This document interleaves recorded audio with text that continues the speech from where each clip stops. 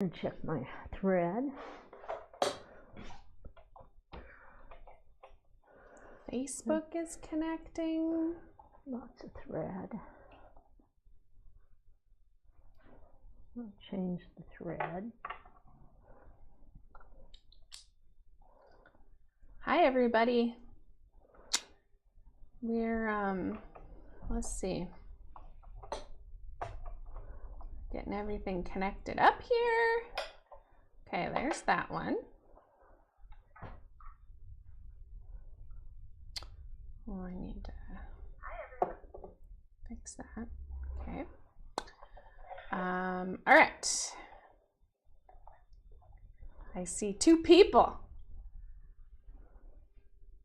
on Facebook, and I see some people starting to come on YouTube. 7. Hi everyone. Okay.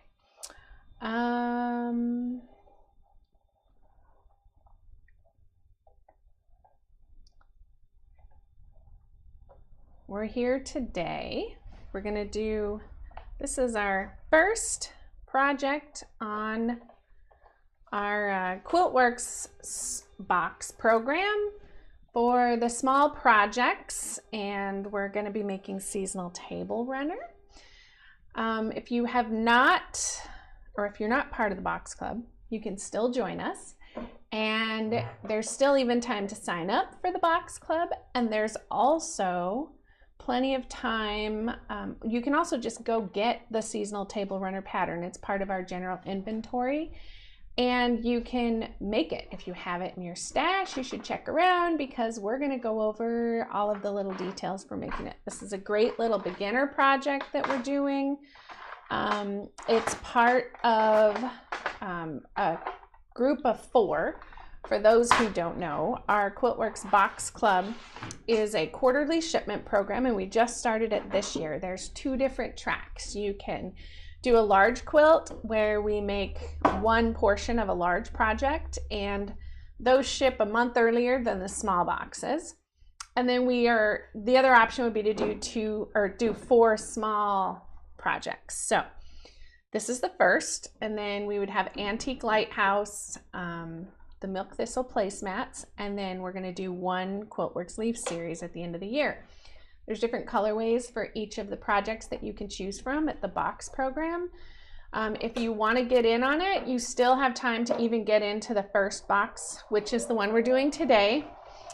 And then you can get all of the fun things that are included in the box. So things that are included: if you participate in all 4 quarters, you can get one of the Quiltworx strip sets. I don't know, let me see if I have one in here. Hold on. I don't know. Let's just grab one of these. Okay, so I'm coming back. I'm going to just kind of show it to you as I'm sitting here.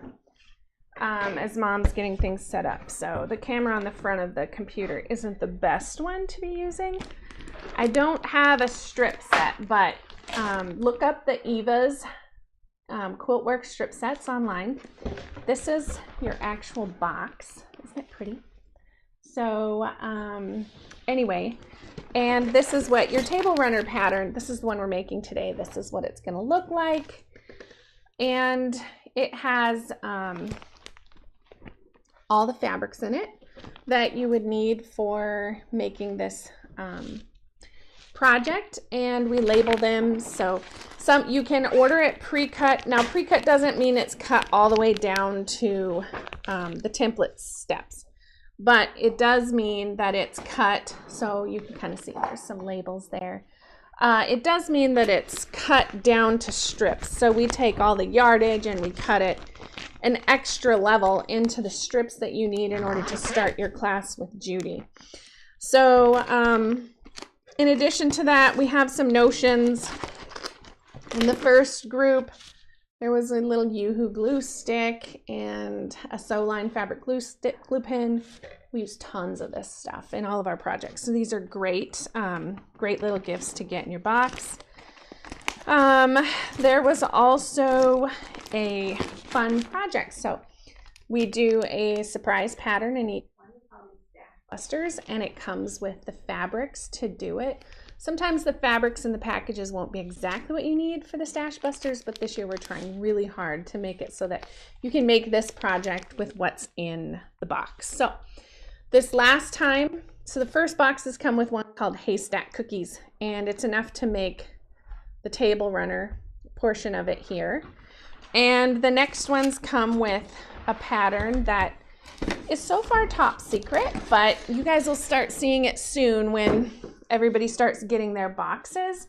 We're cutting them now, and I have to say a special thank you to Hoffman Fabrics of California, because they provided us with all of the fabrics to go into that box, so that you guys could get a taste of some of their current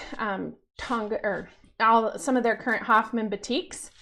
And anyway, we're super thankful for their help. So it's 1 o'clock. I think I'm gonna get you turned over to Judy here. I see lots of highs coming in from everybody. I see YouTube has several people tuned in, so I think it's time for us to get started. So I'm gonna transfer over to Judy. Hi everybody. So today we're actually going to make seasonal table runners, and my goal today is to get us all the way through this demonstration without me making any mistakes. So it seems to be the thing that's been happening all morning as I've been cutting kits. There's basically, if you guys have the box quilt, you have the cover sheet for this quilt. And I made one yesterday, and I do have to say that I started paper piecing at 3 o'clock, and I finished at 10:30 in the evening. But along with that, I spent a half hour watching some videos with my husband on campers. I also put through 4 loads of laundry and folded them and put them away. And I went up and ate dinner at one point as well. So you can tell that this is not a very long project as far as getting all the paper piecing done. And basically I just stacked all the papers for all of the units, and I started rolling through them, and it went really, really smoothly for me yesterday. So I'm going to go through, we're basically going to follow the instructions in the pattern this time, because they're very simple to read, and I just kind of want to show you how to go through the reading of any pattern that you're working with. Now, this pattern is a little bit older pattern. It's been on the market since probably back in 2004 or something like that, I think, is when we first did this. And so we've updated the instructions time to time with it, but the block is that the units that we're working, we've designed and used these units in several patterns along the way. This is all just about seasonal table runners. It doesn't have a lot of extra information in it, like what we put into our mixer patterns and things like that. So it's actually very easy to read, and it expects you to think just a little bit, instead of me telling you to cut so many strips and how many pieces. It just kind of expects you to do a little bit of more thinking in the process, but it's very simple to make. So let's start with the beginning of the instructions. I'm going to turn my light table off here, and I just want to go through. On page 1, you have your general information. That's information that's just about Bradley and I, because we designed the patterns. The newsprint, it tells you how many newsprint you should have in your instructions. and you actually have enough in this pattern to do 2 table runners, okay? Then it's going to go through and just kind of break out the instructions just a little bit. Underneath there on the second column, there's a link there, a QR code that you can scan if you need corrections for the pattern. There's a general supply list, paper piecing supply list, and then there's this dictionary of common terms. We've added quite a few of those to this since we put out this set of instructions, but basically we use a purple thing for removing papers. We use it for a lot of appliques, so it's just become a standard tool that we put into all of our patterns. And if you're wondering what a purple thing is, it's just kind of like it's a plastic stiletto, and I use it a lot. The add a quarter ruler. I know sometimes we have people that don't even know what an add a quarter ruler is, so let's explain it. The add a quarter ruler is this one that we're going to be using is 2.5 inches, and it's got a lip on it, and so we use it to trim all of our fabrics, and we pre-trim our 1/4 inch seam allowances for paper piecing. And it's the best tool that was ever invented in my world as far for foundation paper piecing. Even though it wasn't designed for foundation paper piecing, it became a tool that people started using back in the 1990s, and it has continued to be the #1 tool for doing foundation paper piecing.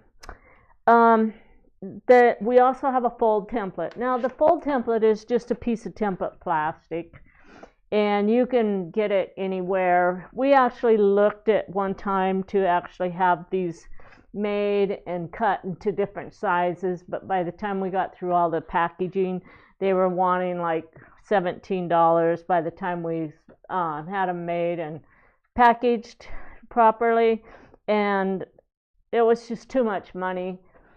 You can just buy a sheet of template plastic for $2.50, and you can cut your own. You can also cut it from leftover template plastic.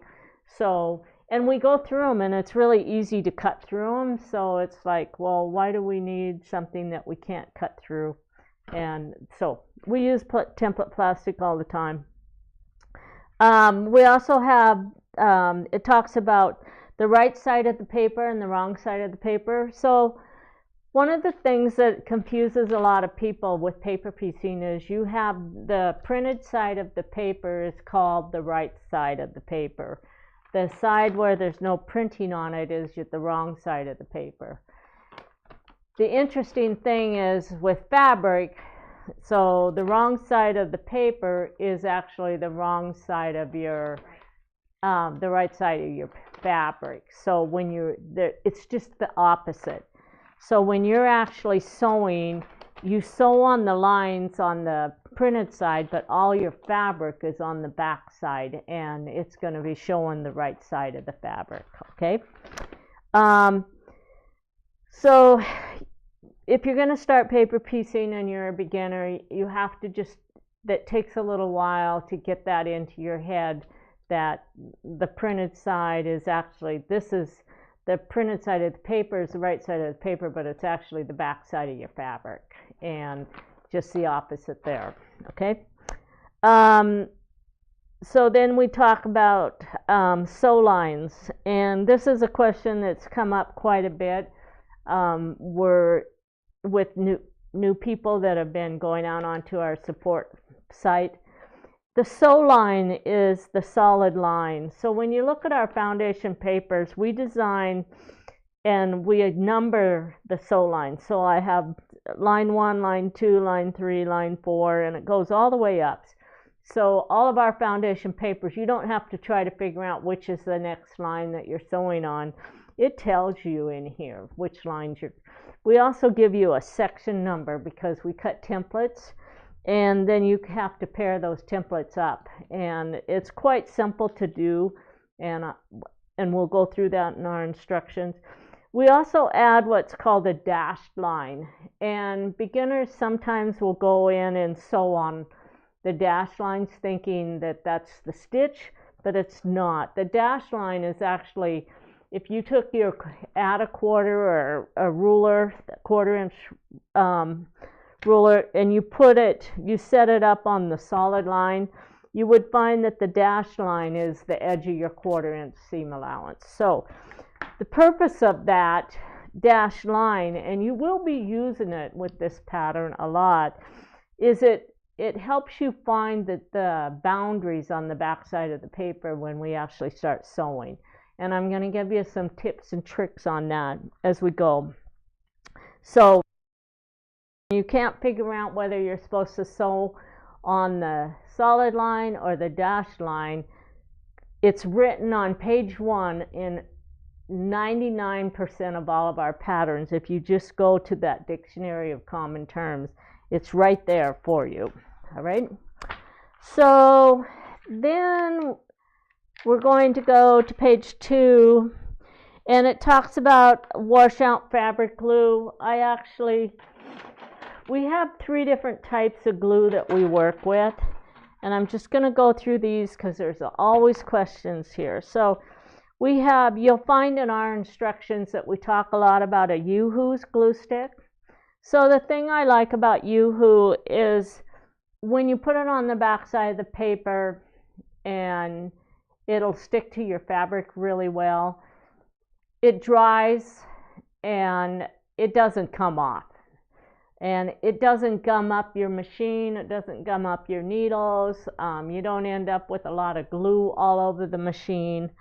The downfall is if you're using really light fabric and you go to pull off the paper on the very first section, that paper will stick to your back side of your fabric. And the only way you can keep that from happening is you have to remember, before you press it the first time, you have to pull it away from the paper. And then once you do that, because the glue's dry, then you're not going to have that sticking to the back of the fabric. So a lot of people didn't like using the Yoo-Hoo because it did cause you do have shadows from where you put that paper if you can't get that out off on the first one. So it's really about remembering the steps, but we use it a lot around here. Then about 2017, we were introduced to what we call a repositionable glue.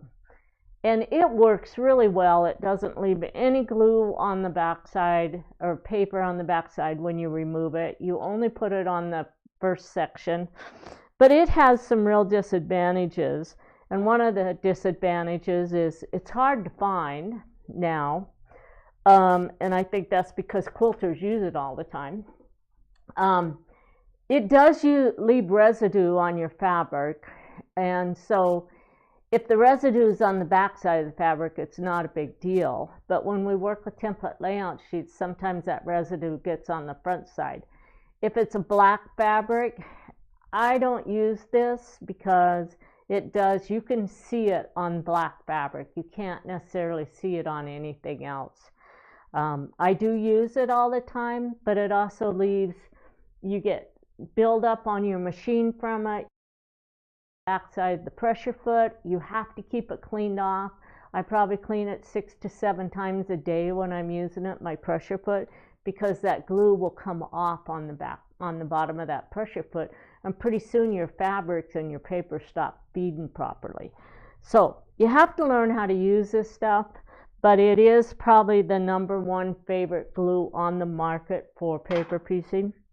And then we also have what we call a glue pen. And it looks like this thing's pretty dry. And so these come with these refillable glue tubes of glue. And basically, you can get this in different colors. In my opinion, it doesn't matter which color you use. It's all the same thing, other than they change the dye in it. They're all made. You can get different, you can get pins from Soline, you can get pins from, they used to have them from Fonz and Porter. You can get U-line ones. There's several companies that are buying these, and all they're doing is they're stamping their name on it. It's a signature pin. But these glue sticks that you get fit in all those different types of pins. And we use this when we're gluing fabric to fabric. So I use it a lot when I'm doing curve piecing, long pieces where I'm gluing the raw edges. When we do paper piecing, we use it a lot. Yesterday,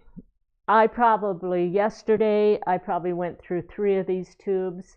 They run around $2.20 a tube, unless you can buy them by like 6 in a package. But there again, we use them all the time. So if you have a couple of these pins, just keep your pins, but you're going to have to start looking for your refills. All right. And they're starting to sell these. You can find them quite a few different places on the internet, and a lot of the shops are selling them in packages of 6 to 7 in a package, and they're cheaper than buying them in 2 in a package. So we've started buying the larger packages because we do go through a lot. If you leave the glue, your cap off of this, the glue gets really dry, and you get to take the whole thing and basically throw it in the garbage because I left the tip off of it. Okay, so to clean it or to reload it, you just basically take that, you roll this up, and then you just roll it down, and that keeps you from breaking the tube when you're putting it on. And when it stops turning, then it's filled up. So those are the 3 types of glue that we use, and so they all have pluses and minuses, but we use them all the time for paper piecing. Mom, you do have a question. Somebody asked what is the best thread to use for paper piecing? I would say if you're going to do paper piecing, I like the 50 weight Mettler, the 60 weights, and Orfil 60 weight. Some people are starting to use the 80 weights. I find that unless you do a pretty tiny stitch with them, they have a tendency to snap when I pull the papers off. I do use a pretty small stitch, but anywhere, I'd say your best bet is 50 and 60. Stay away from the 40 weights. The 40 weights are too heavy for your paper piecing, and you'll just end up with really high ridges, and because you can't press it down as nice. All right, was that it? Yeah. Okay, so we're gonna start, and I'm gonna show you guys how there's actually 2 layers of paper here. And what I did is I've already put them together so that you guys didn't have to watch me do it. But what I did is I turned my light table on, and I can actually line all of the papers upright on the light table. I take my repositionable glue, and on the very bottom sheet, I like to put glue in the areas. Don't put it on the back of the actual unit, the sewing unit. You only want to put it in the areas where you're going to cut it out. So I'll just take this and put a little bit of repositionable glue, and now when I put it onto my table, it sticks onto my light table like that. Okay, and then I take the next piece and I match it up, and I do the same thing. But before I add the second piece, I put my glue on the top one in those areas. And then I can just lay that top sheet down on there, match everything up. And so now I have everything glued together, and I can get usually 4 sheets glued together and ready to cut out at one time. And it really saves you a lot of time in cutting. I'm also going to give you some cutting hints here. So I've already done this, but another thing I like to do is take my stapler, and I like to staple these along the edges as well, because that keeps them from moving at all if they're going to move. The other thing I can do is I can set this up We have some patterns that require like 10 or 12 sheets, and I can set it up into groups of 4, and after I get the groups of 4, I can actually take pins and I can pin all 12 sheets together and cut them all out at one time. And so I'm going to show you how we do our cutting on that. Before I get rid of my newsprint or my caterpillar, this is actually a template. You got a question. She Okay. said, won't that gummy up your light table? Yeah, but it's all I have to do is take a wet rag. Normally I just use Quiltworx wipes, wipe it all off, and then it's brand new again. So that's one thing about your repositionable glue. When you get it wet, it's gone. It gets rid of it. So it's not an issue. All right. But so I have a little bit of glue on the back of this. And here I'm going to do the same thing. I'm just going to put my glue in the areas. I'm not going to put it on the templates right now, but I'm just going to put it on the rest of it, because then it's going to stick to my table when I start cutting them out. Okay, so I'm going to take that and turn that over like that.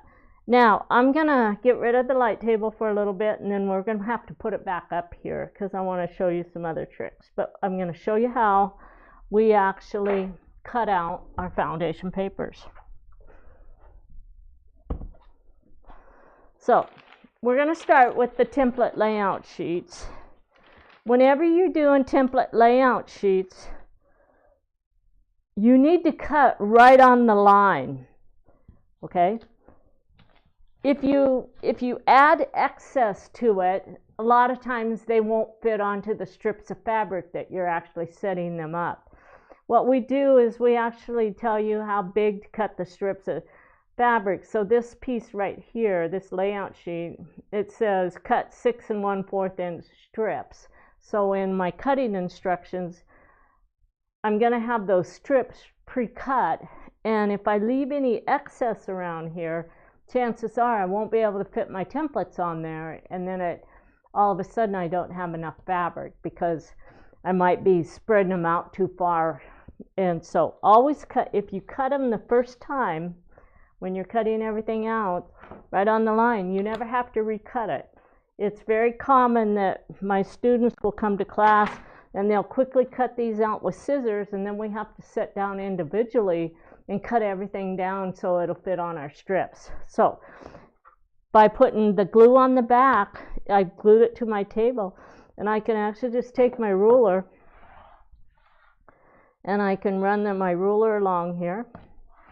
And if I accidentally cut the line off, it's not a big deal because all of our templates are set up bigger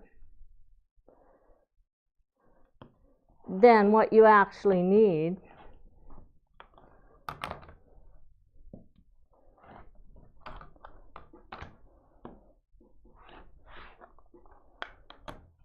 But it's nice because it's glued down, and so once I get these, I can actually just move these out of the way. And my paper's still glued down, so it's not moving.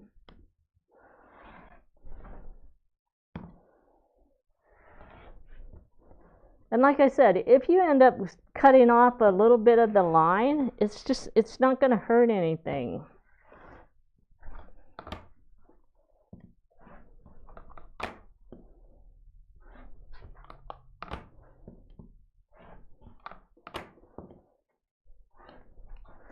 Okay, now there's more templates than what I just showed you here, but I've already cut them out and I put them already into the bags.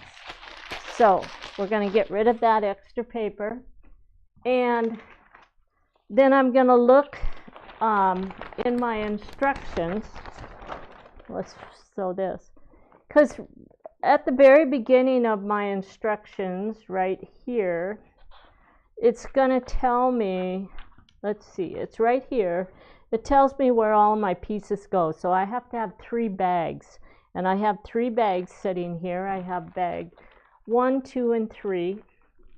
And as I go through all of this cutting, it's going to tell me where to put these template pieces.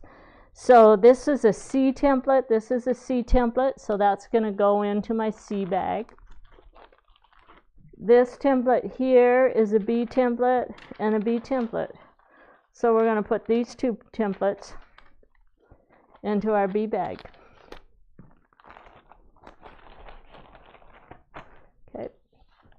And now I'm going to show you how to cut out the foundation papers. When you look at your pattern, it says right here, there's two pictures here, and it shows you what your sheets look like.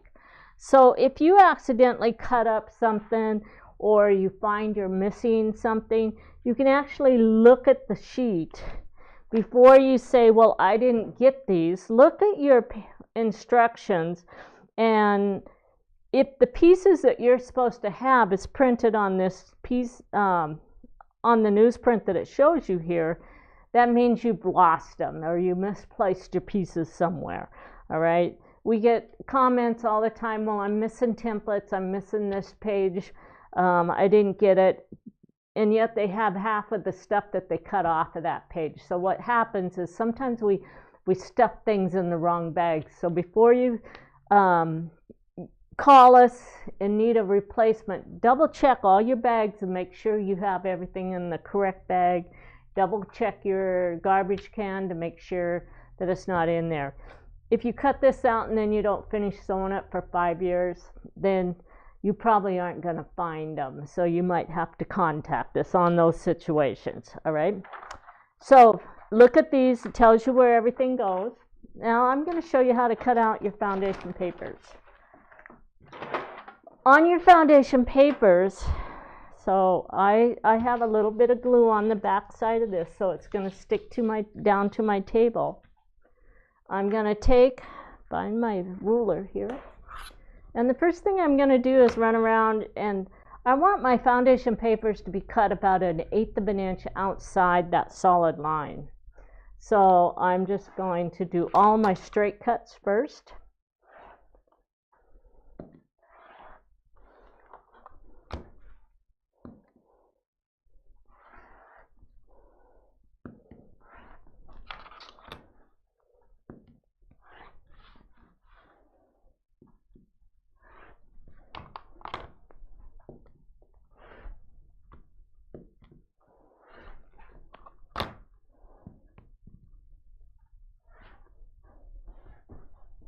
I get a lot of people ask me, well, do I change my blade when I'm cutting out my papers? The answer is no. I actually just always start a project with a new blade. I cut things out continually, and I like having a sharp blade. And I have found with as much cutting that I have done that my blades get just as dull cutting out my fabric as they get cutting out my paper. And when you're doing foundation paper piecing, you're going to be cutting through paper constantly. So to worry about whether or not you want to save a blade, it's just not going to make a lot of difference for you. So I've got all the straight lines cut. Now I'm going to I have a ruler here, and this is one of our leaf rulers. We have several curved rulers, and even if you have curved rulers from other companies, it doesn't matter. Basically, when you work with a curved ruler, it's easier to cut around. It doesn't have to even be the perfect radius. It just makes everything easier. So I can lay this down, and I'm just going to roll the ruler as I'm going right around that curve. And then we're going to come over to this one.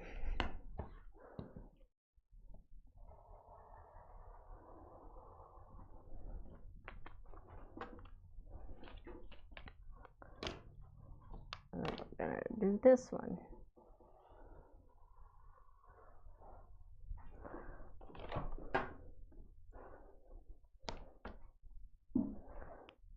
So when people say, well, I've cut my papers out forever without having, I missed a line here, a curved ruler, I just laugh because I did too. And then when I started using the curved ruler to cut my papers, it was like, well, what? That was dumb. I should have been doing this years ago, because they've been making curved rulers on the market forever. Our curved rulers are actually designed to go with some of our projects. Okay, so we have that. So now we're going to come in here and we're going to start cutting these out. You have another question. They said, have you ever used the titanium blades? I'm just wondering if it would work and last longer. The what? Titanium blades for your rotary. Oh, actually, we are using the titanium blades. We're using them to cut all of our kits, and they are really nice. We're getting a lot more wear on the amount of cutting that we're doing with them. So, yes, we do use the titanium. All right, I got another question. I can answer this one. Where can we order your rulers? So, on the Quiltworx website, you can go click on Notions and you can see the different rulers we have. I think the one she's using is the leaf ruler. The leaf one. So, and then there's also one called the curved diamond cutting and trimming ruler. There's one called Judy's mini arc ruler. Which are little ones. And they're little, so it just depends on what you're working on. But you can find them on the Quiltworx website. Also, a lot of shops carry them as well, so you can always check with your local quilt shop. We sell them to checker distributors, so quilt shops should be able to order them. And then we also sell them wholesale through our company direct. So if you're a shop owner and you're looking to carry them, you can always just either check with us or check on Checker and bring it in for your customers as well. We have just a couple more pieces here.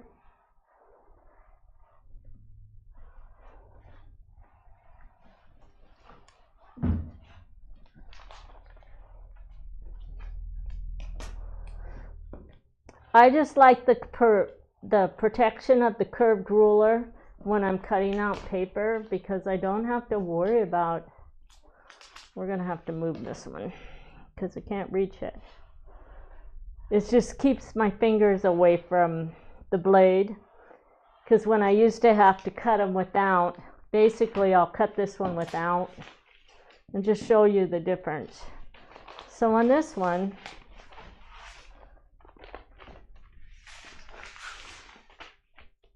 in order to do your cutting, you have to get your fingers right up there to hold that paper down.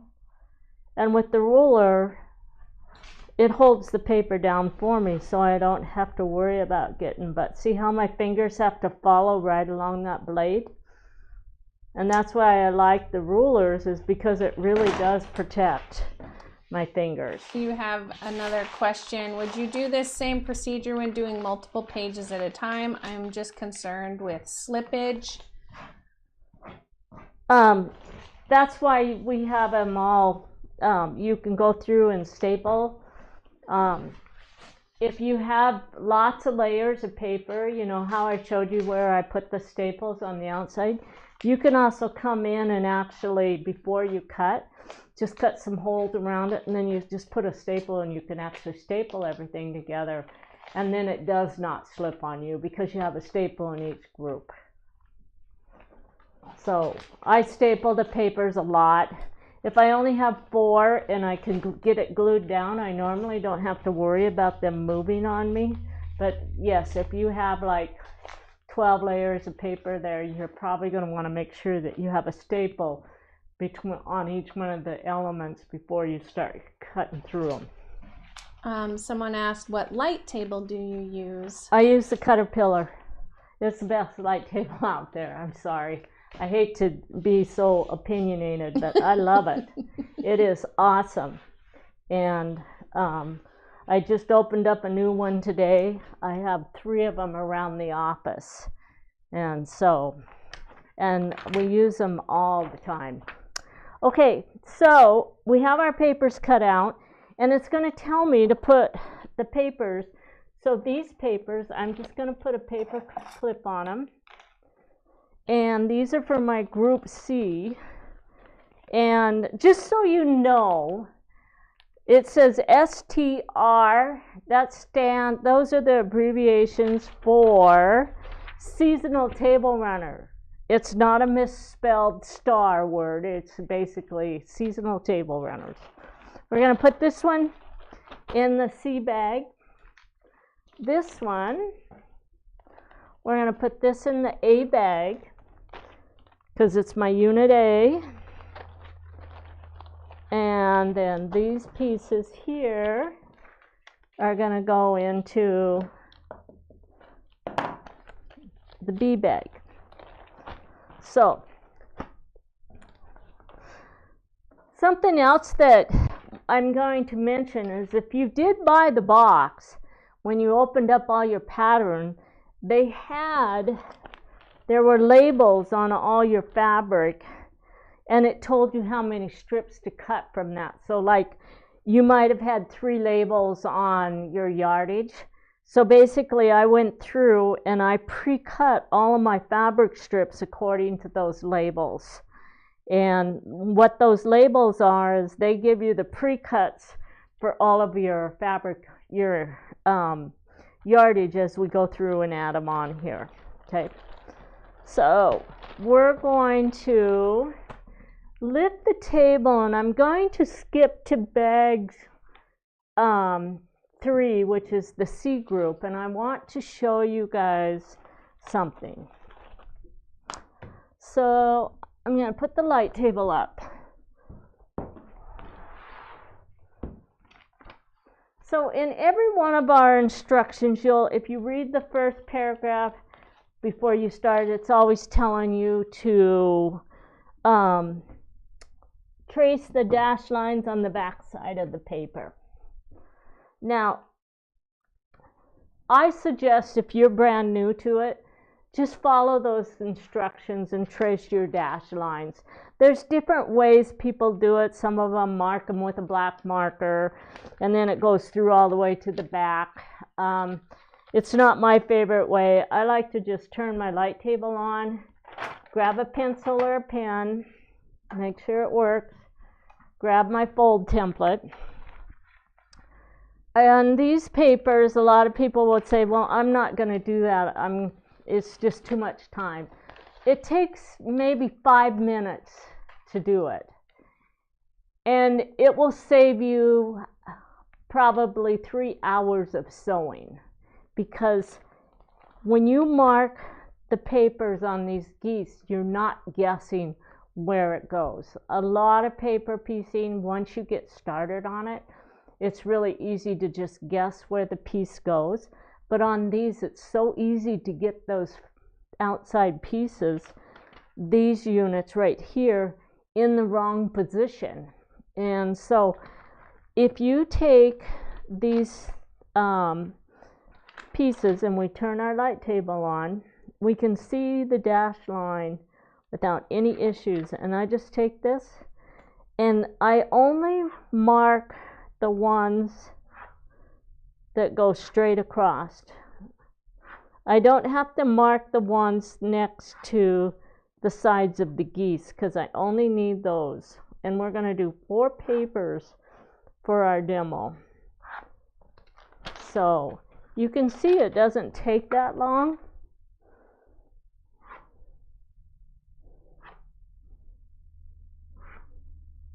And if it's not perfect, don't worry about it. It just needs to be right about on that dash line.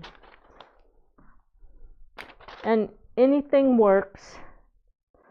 I probably wouldn't use a black marker on this one because then you'll be seeing it from the top too.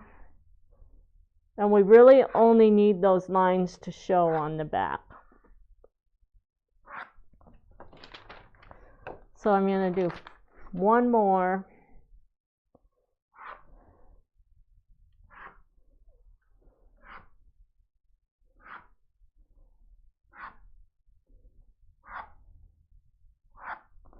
So if you have a light table, you only have 10 of those papers, and we just did 4, so it's not like the end of the world to take the time to mark those. And you can even mark them if you have a window and it's sunny out, and it doesn't take much to see those. That's what someone just said. I remember when we used to hold them up to the windows. Yep. So I was doing that last night because I don't have a light table at the house. And I was really wishing I had a light table at my house. So I showed you how to do that. So we're actually done with the light table. Now, I don't use the light table for paper piecing.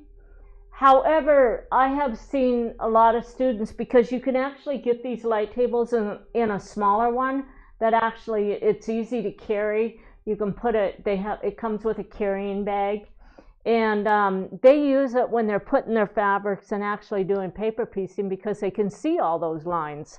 So the lines that I just drew, if I was working with a light table, when I fold back, I'd be able to see the line underneath there as I put my pieces under there. So that's something you might want to think about too, because I have a lot of students when they come into class, they have their little light tables, and you can get the little ones, and it works great because now they're not playing a guessing game as to where they're going to be putting those pieces. So if you guys don't have the Caterpillar, I should have at least sold a few of them today to some of you. The other nice thing about Caterpillar is that you need to think about too is they're very popular table, and so sometimes they get back ordered, and sometimes you have to wait like 2 to 3 months to get them. So if you order them through a store, what they'll normally do, if you ask for a drop ship, like I can order them, if you ordered them through us, I can actually just put your name on a list, and then we place the order, and they drop ship directly to you, so you don't get hit with the shipping twice. It's just the first time around is all where the shipping comes, so they don't have to ship it to here and then ship it back to you, and they come packaged really, really nice. And we've never had one broke. Now, I'm not saying that it wouldn't be broke, you know, it can happen, but they're a great company. And so I really recommend them. Someone asked what size is the one that you were using. Mine is, well, I don't know. I can measure it really quick. It looks like this one is 26 inches by 19 inches. And then there's one that's smaller than that. And you can find them out on the internet and look at them. They have a lot of information. A lot of our certified shops carry them now too. Yeah. So, yeah. And we carry them. I don't know if they're listed on our website though, so you might have to call the office to order one. Yeah. But, so that's an insider secret there. And you'll probably even, I think Cindy even has a discount that she does. I know when we have students here in the summer when they come in, a lot of times she'll run a discount with them, so we can check on that. So let's get started. So we're going to start, and I want to show you how I set up my pieces before I ever start cutting. So I like to read through my instructions, so when you have all of your papers are here. I have my template layout sheets, but sometimes you'll have like 15 or 20 layout sheets for your fabric, and it's like, well, trying to figure out where they go. So what I like to do is go through here, and step 2 says cut 3, 6, and 3, or 3, 6 and 1/4 inch. I was flipping those numbers on me, which is exactly what I have. This says 4. One of those pieces must be used for something else.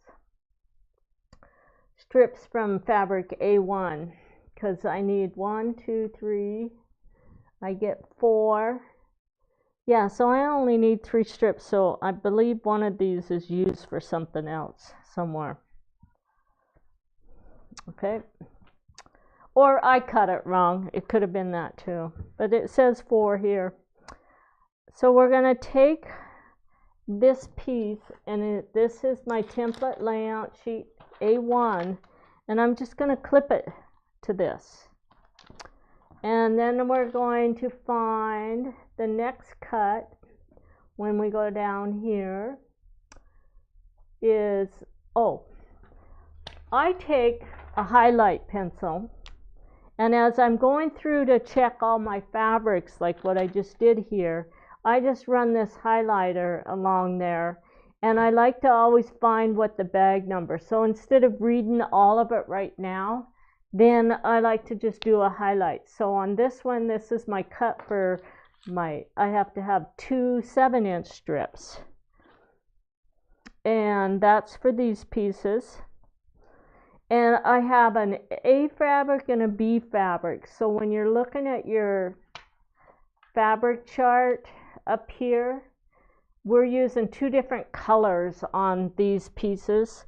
And so we have an A fabric and a B. So they're both fabric A2, and then one says A and one says B. And so we're just going to take this template and clip it to there. Now it's going to be used there. Okay, so I know that I have everything I need for this one. I'm just going to slip it back in the bag. And I like to check all of this before I ever start cutting anything out, because then if I'm short, I'm going to know I'm short from the beginning. So this one says I cut 1 6 1/4 inch strip, which I have it right here.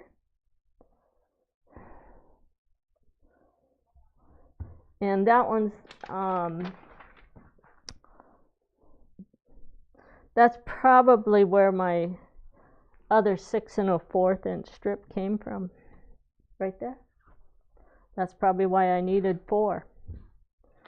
So this one's going to go here, and then it says that this one goes on there as well.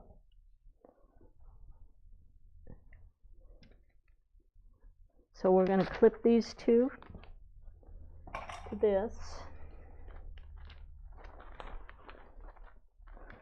And then this piece right here, these, I come over here and it tells me to cut 1 8-inch, and I have an A and a B fabric for these as well. And so these pieces, this piece goes here.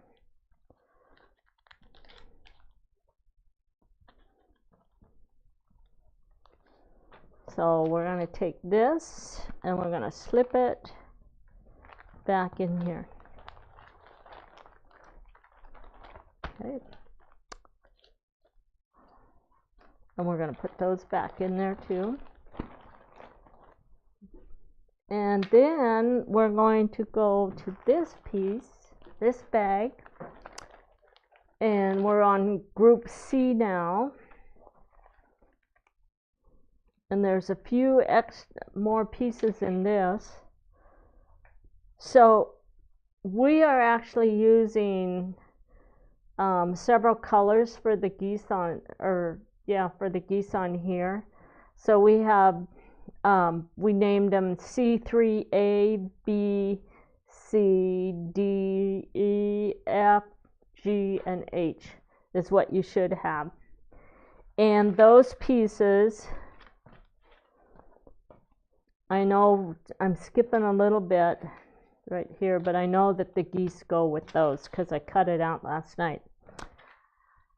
The first one says a 4 1/2-inch strip, and that is fabric C1, and it tells me if I read that sentence that I want to use the Unit C background template layout sheet. So we're looking for, this is Unit C1 background, and this one, but I need the one that is actually the 4 1/2-inch. So I have 2 sizes here. So this is 4 1/2 inches, and this one is 4 1/2 inches. Now today we would actually have those template layout sheets labeled as 1 and 2, but we're not going to go redo all of our old patterns because they work just fine. Now this one is also background, and this one, the size for this piece is 4.5 inches on this one. Actually, they were both cut 4.5 inches. But that's my inside. No, actually, my outside. I got these in the wrong place. That is my outside template.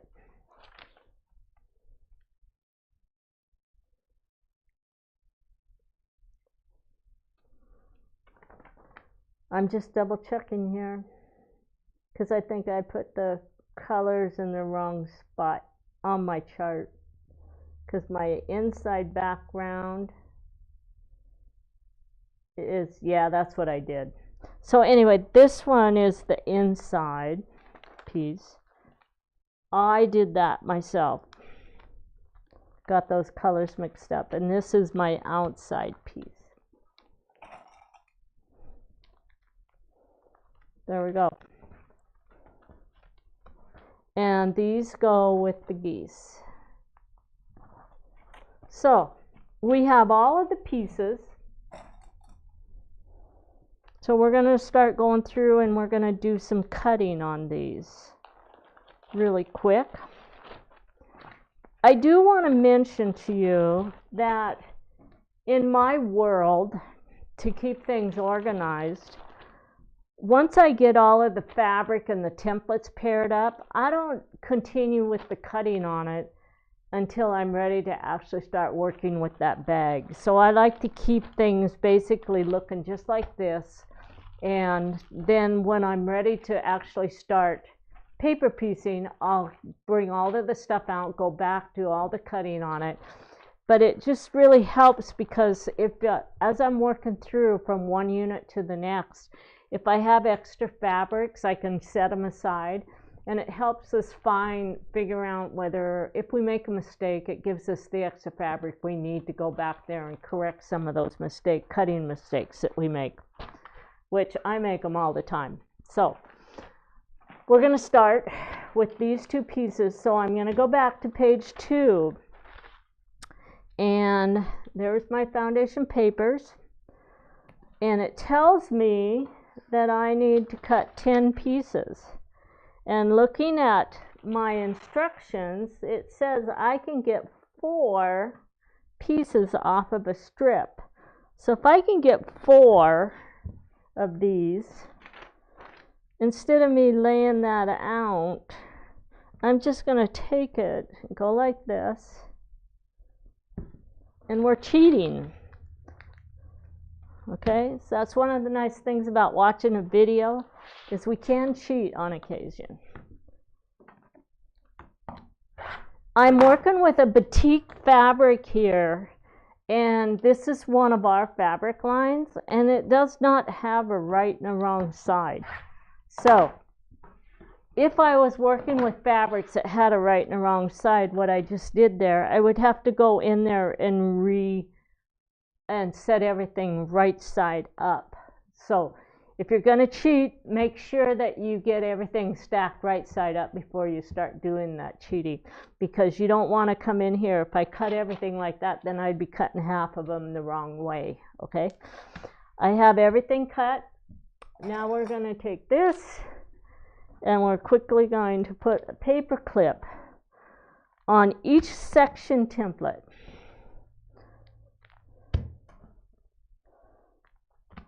Okay, and I can't reach these two, so I'm just going to do a little bit of cutting. I'm going to grab my add a quarter ruler. I use the paper clips rather than, if I don't have to glue and the paper clips work, then that's great. Okay, it just keeps the glue off of all of your pieces. When I'm working with great big pieces, you're going to see me grab the glue and glue, because it holds it a little bit better. But this one works really good. This lip on the back of my add a quarter is the same height as my paper clip, so I can actually take this on and it lays perfectly flat on there for me. So I love, after I put the paper clips, I like using the add a quarter ruler to do my cutting. Okay, so we're going to take this one. And this is scrap up there, so it tells you have to cut on line 3. And then before we do any more cutting, we're going to put the rest of the paper clips. So now I have all of my template pieces clipped together. And then we're going to find cut line 4. And now cut line 5.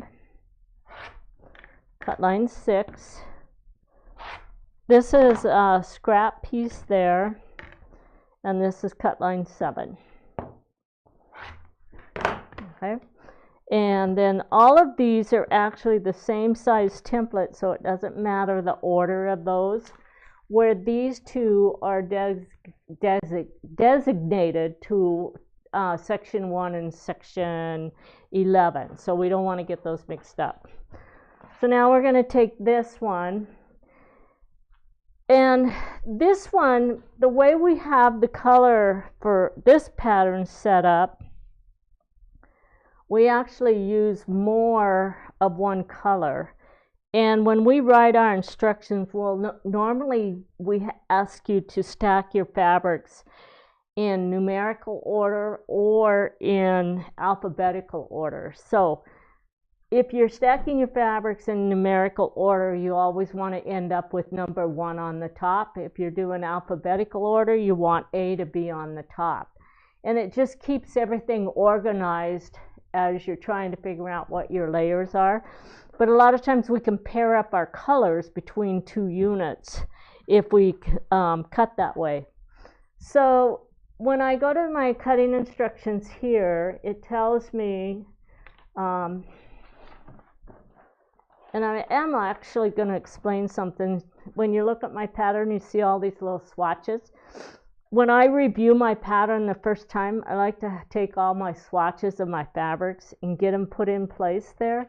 So as I start picking things up, I'm actually, it's easy to look at this and say, well, this is actually what the color that I want, or this is the color. So it just kind of keeps me paired up and keeps the fabrics paired up with the instructions as well.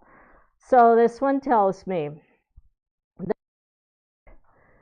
stack the 3 strips and subcut 15 pieces using the Spike A template from each fabric A to A strip.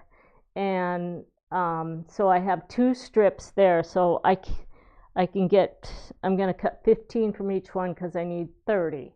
And I couldn't get 30 on a 1 strip, so that's why we have 2 strips. So then it also says I need to cut 20 from this one right here. All right. So what I'm going to do, I have, because I don't have a right and a wrong side, I'm just going to cut these and we're going to count. And so where is my little template? Oh, here it is, right here. I'm going to actually take this template and I'm going to use some glue on the back of it, because then I don't have to worry about the paper clip as I'm cutting. So I have 2 layers of the red on the bottom and 4 layers of the blue on the top, and we're going for 15 of this, the blue. So you guys can help me count. So there's 4. And then I'm just going to pull the red off the bottom. This is 8.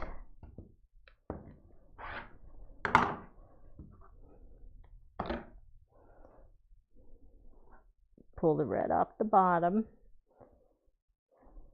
This one gives me 12. And we're actually looking for 30 of the blue. Pull the red off the bottom.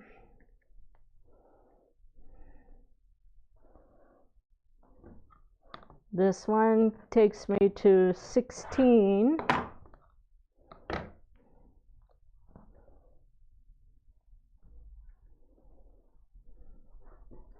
This one is 20.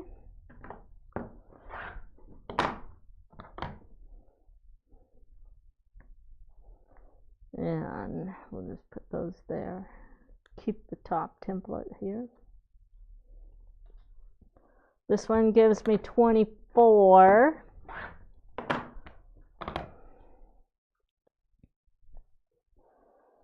And this one takes us to 28.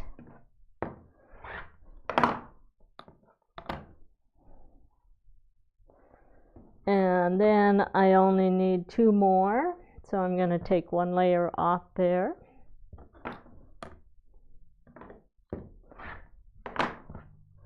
So that puts me at 30 of the blue, and we're going to count them to, I think we need 10. 2, 4, 6, 8, and 10. 2, 4, 6, 8, and 10, and 10. And then we're going to put a paper clip on each one of these.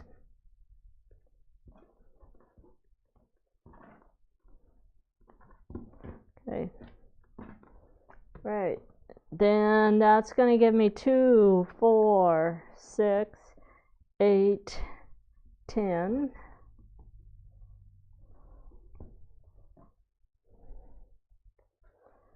Of the red, and then 2, 4, 6, so I need 2 more cuts on this one. So we'll just take this. And just a reminder, how she knows she needs 10 is you're making the melons, and if you look at the quilt on the wall, or on the little table runner on the wall, there's 2 that are shaped different. So you need 4 for the center and 3 for each of the edges. So that means you're making 10 units.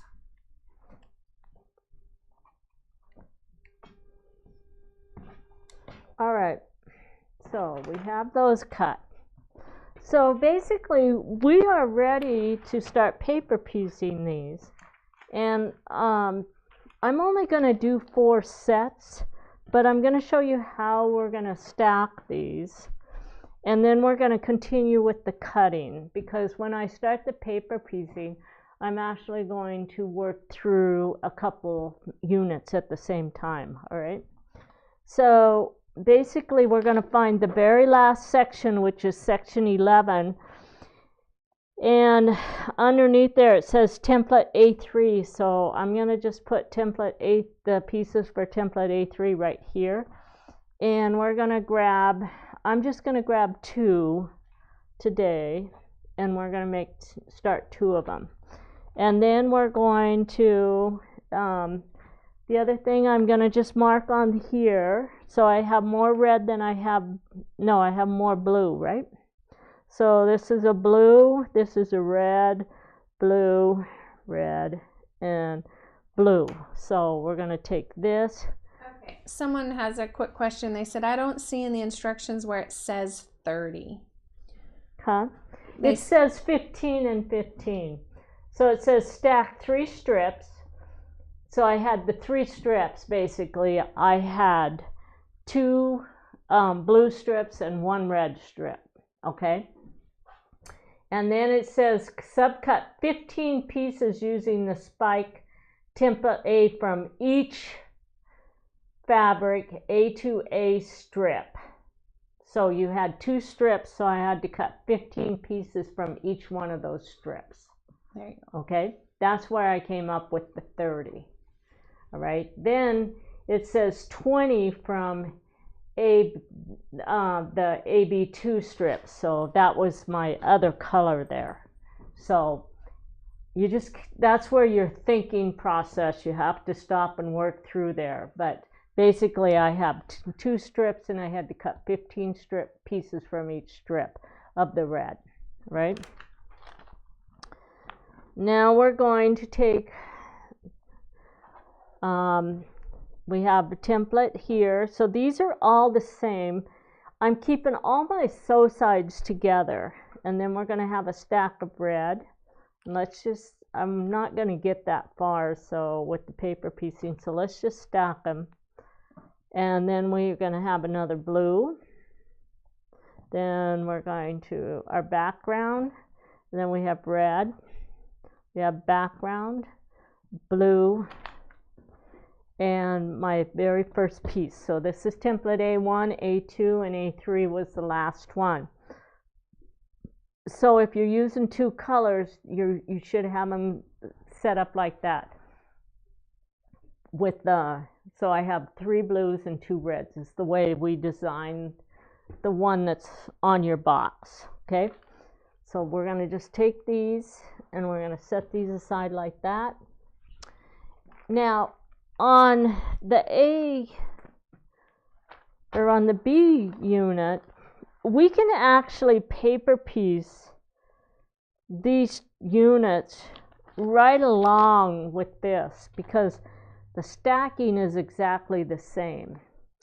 So let's skip over to page, we have to finish the cutting. So let's get the cutting done first. And on this one, 1 6 1/4 inch strip, fabric B1. Okay, so we're going to take this and we have to cut 2 rectangles. It says 6 1/4 inch by 14 1/2 inch rectangles. So let's go ahead and let's get our rectangles cut. I always cut the selvage off. We'll get rid of that. And then it says 14 1/2 inches. So there's 14 1/2.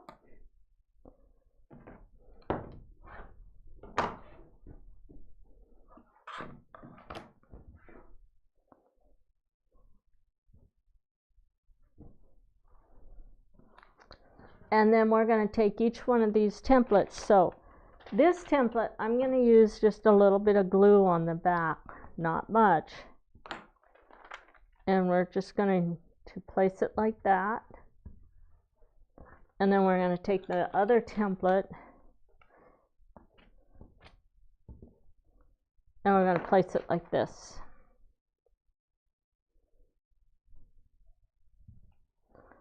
Okay.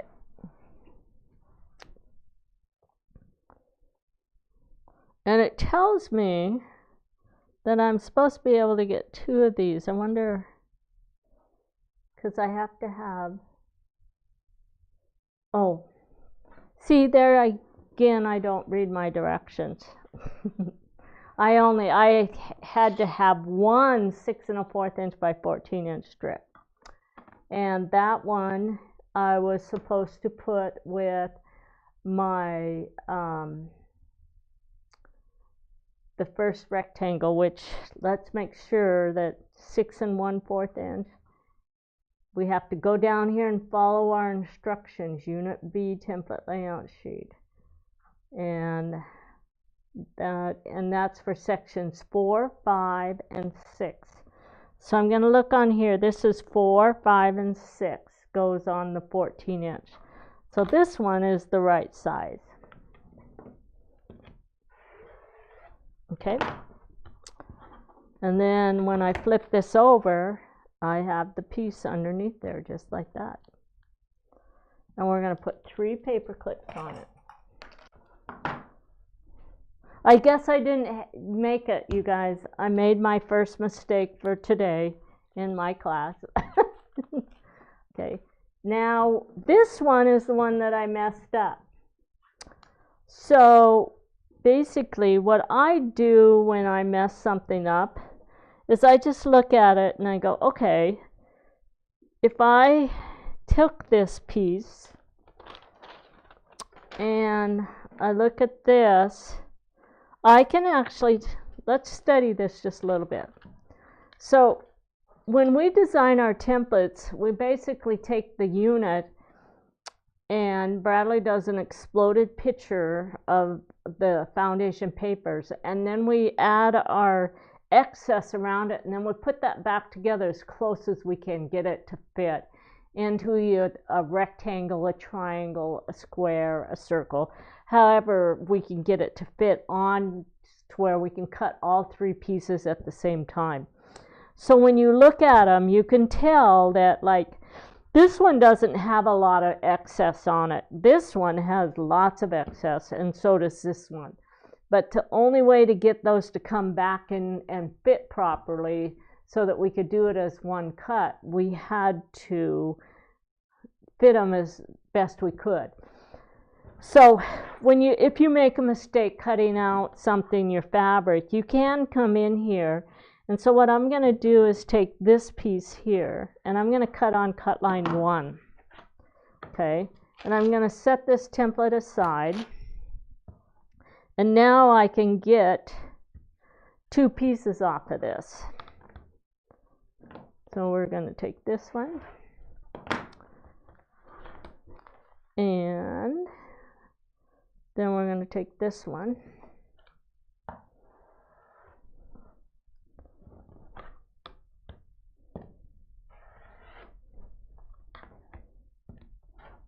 Okay. And now I'll get the rest of it from my scraps. So I have to look at the pieces to figure out, well, which ones can I get out of the scraps and which ones can't I?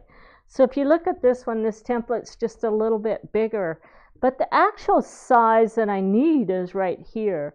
So I can cut some excess off of here with no issues at all. So we're just going to cut off a couple inches there, or an inch, and then I'm going to put it on here. I'm going to show you guys another little trick. This is called an acorn pin, and it may not have any in it. We're going to put some in it. It's a starch, and when you have fabrics that have these fold creases in there and you can't get those out, you can actually use this stuff, and it gets rid of all your creases. But you gotta have to get it started. And it's got a new piece in it, so it's going to take a little bit to get that going. There we go. Alright, so now I can just take this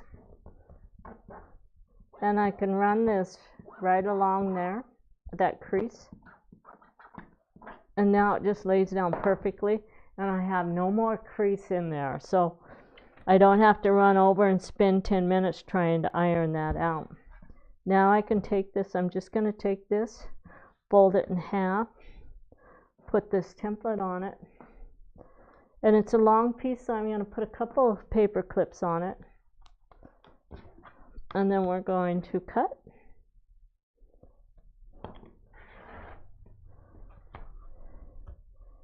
And we just made up for my cutting mistake. Get rid of that. Okay. So now I'm going to go ahead and cut these pieces apart because we're going to do the paper piecing on both these units at the same time. So I'm going to, because we only have to make 2 of these. So let's go ahead and let's read this just a little bit, because I believe I only have to have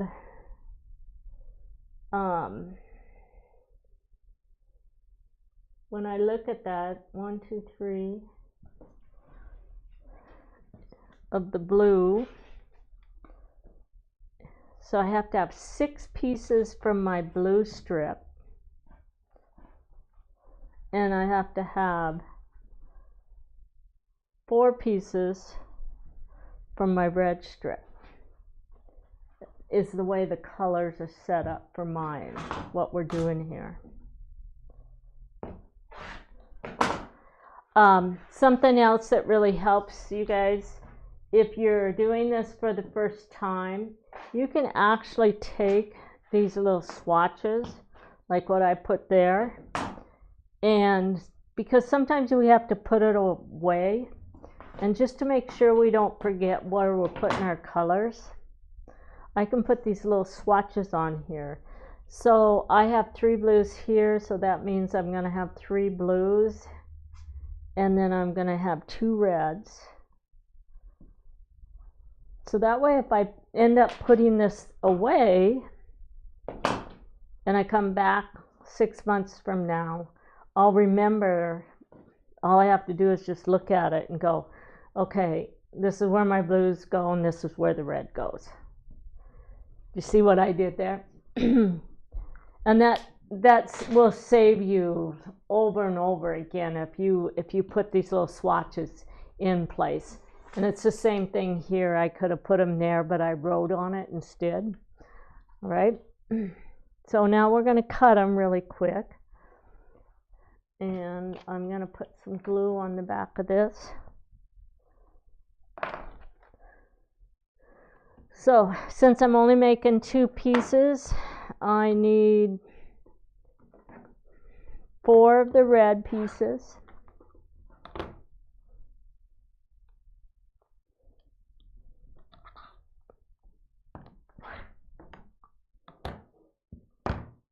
There's my 4 red.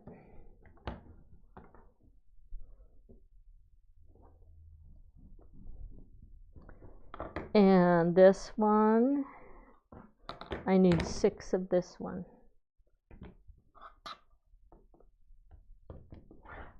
So we're just going to take this, put it back in our bag.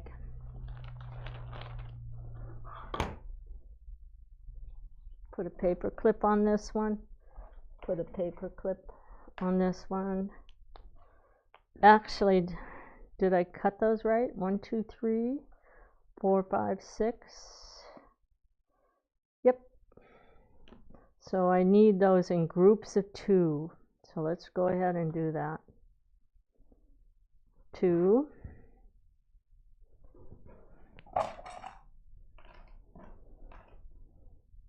2. And 2. And then here, I need this in groups of 2. Okay. All right. So to stack these pieces, let's cut this side.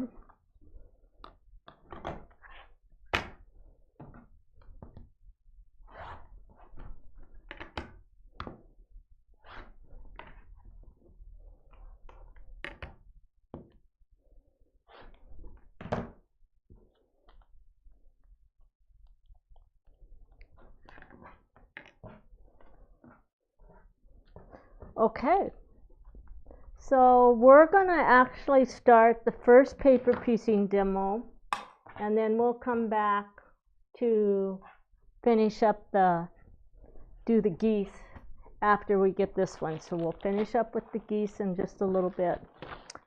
We're going to put these 2 bags here. So I'm only going to do 2 from each one. This one has 2 here.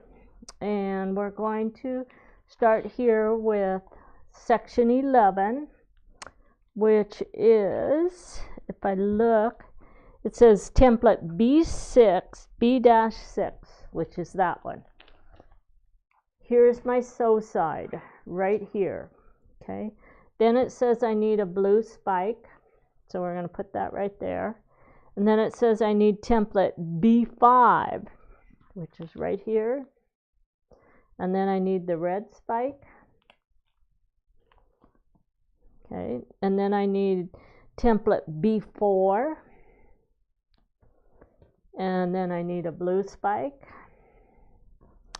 And then we need template B3. And notice that all of my sew sides are aligned along away from me. This is my red one. Template B2, a blue one, and section 1. So those are for those pieces. And we're only going to do the first 3 sections on these, just because you guys don't, if we didn't, we would be here until midnight, and you don't need to watch me do that much paper piecing, because you guys have the advantage of going back and clipping back through it over and over again to see how to set it up.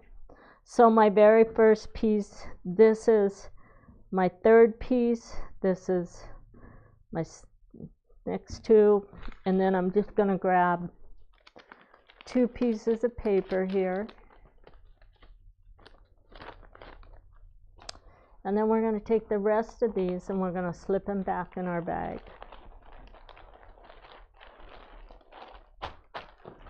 Okay. So now what I like to do is when I'm doing paper piecing, I will have everything lined out according to how it's going to go together. And the only reason I pulled out the first 2 pieces on those is because I'm not going to go past section 3, because all it is a repeat after that. Okay. And we're going to, if you go to your instructions on paper piecing, the very first thing it does is it tells you how to stack them. And when you go to the instructions on paper piecing these, it tells you to stack them the same way as what you did here. And that's why I'm just going to show you both at the same time, because the stacking is the same. All right. Our paper piecing steps in all of our patterns never change. We basically go through steps, adding section 1, section 2, and section 3. So if you read through this, it's going to take you through to section 3, and then it's just going to tell you to repeat those steps again until you get all the paper piecing done. Okay? So the first thing it's going to tell you to do, remember, was to trace the back side of that first line 1 and line 2. Now, I didn't trace these pieces because I really only need to find that section one time on the very first. And so I can actually just come in here and crease the line, the dashed line. So this is my dashed line. You guys can see it. I just put the fold template on there and I creased that. Now when I flip it over, I can see where that line is and I can just mark it right here. So for those of you that are new, basically this is section 1 and I have to cover that with fabric. All right. So my very first piece of fabric, when I pick it off my pile, this is right side up. The first piece, you always have to flip the first piece wrong side up and glue it to the back side of the paper. So we're going to take the very first piece and I'm going to place it under section 1. And I can see that I have fabric here, I have the excess fabric there, I have excess fabric down here. When I flip it over, what I'm doing is covering that section 1 and I can see that it's covered, right? So I'm going to take my repositionable glue and I'm going to put just a little bit of glue, and you want to keep it under section 1. Don't get it past that solid line, your sew line.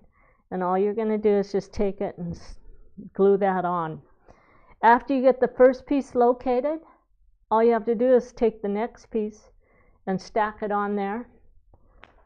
Locate the section here, put just a touch of glue on the back side of there, and glue it.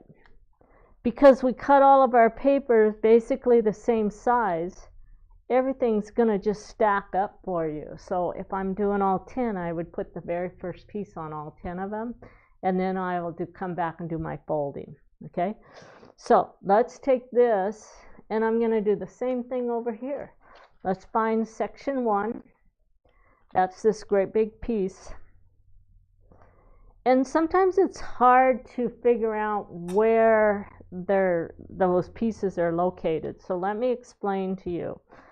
So here's my section piece right here. When I look at this paper and my template are a mirror image, and that's why I have to flip this first piece under there. Okay, but the drawing on here tells us exactly where we're going to locate that. So if I actually just flip these pieces over, then I know where that piece, that I have to have fabric under that piece, okay? So I'm just take the very first piece and I'm going to put it on there. This one, it's very easy to see exactly where it's going to fit. And I want to make sure this is my dashed line, that I have fabric from here, and I follow that dashed line all the way down to here. And that's where your highlight pencil comes in. So if you actually mark that first dashed line, you're going to see that I have to make sure I have fabric all the way down to this point right here. And then we're going to flip the paper over. We're going to grab our repositionable glue, and I'm going to run it right along the edge there and then place it back on here. Then we're going to take the next piece and we're going to stack it on here just like that. And we're going to put a little bit of that glue. Don't get the glue on any of the other sections. You just want to keep it right under the section, and you only need just a little tiny bit of glue. And then I'm going to match, because see how my paper's matched up, my templates, so they're both on now. All right, so we can get rid of this template.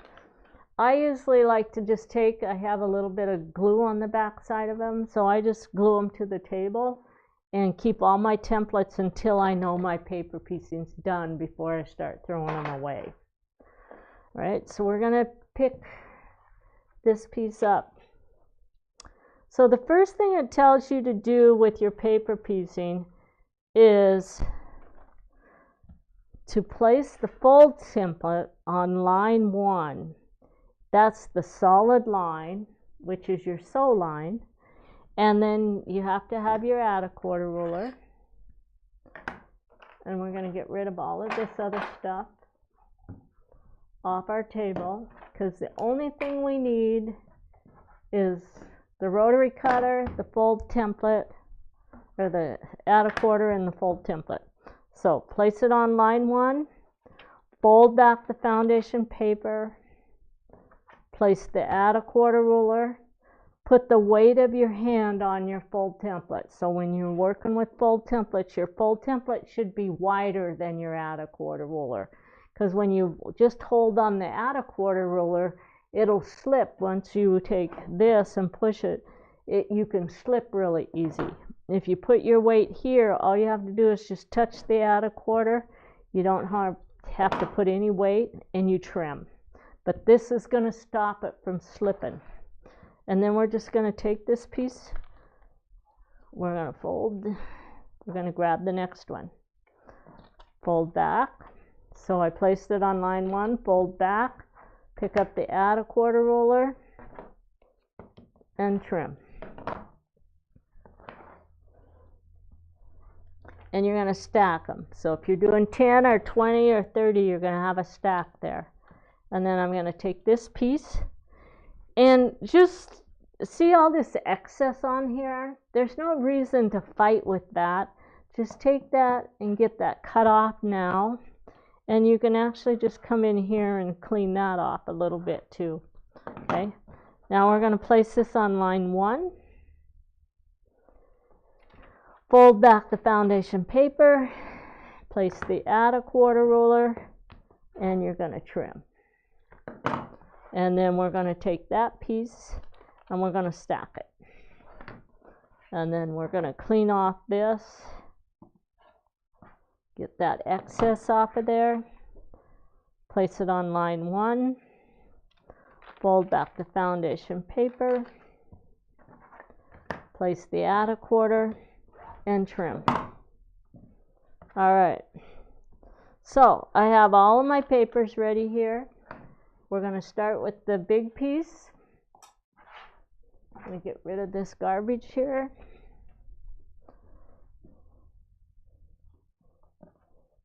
And this edge matches up to my sew sides. So this is where people start having problems. Well, do I push it? Do I match up the fabric down here? Do I match it on this end? That's where your tracing comes in. So if you actually trace the back side of these papers, you would see where that section is. So I'm going to flip this over, and I'm going to place this along the dashed line on line 2. And then I'm going to go to line 3 and crease it on the dashed line. Now when I flip it over, I can see the fold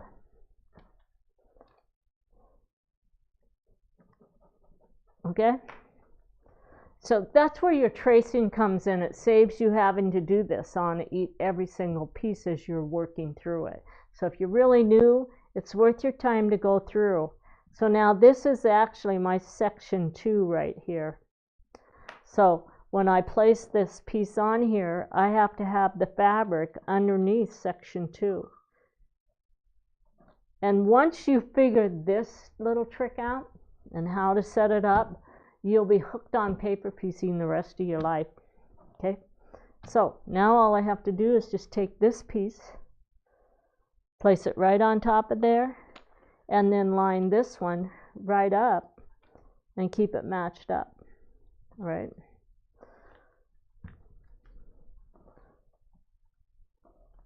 So now I'm going to take this piece,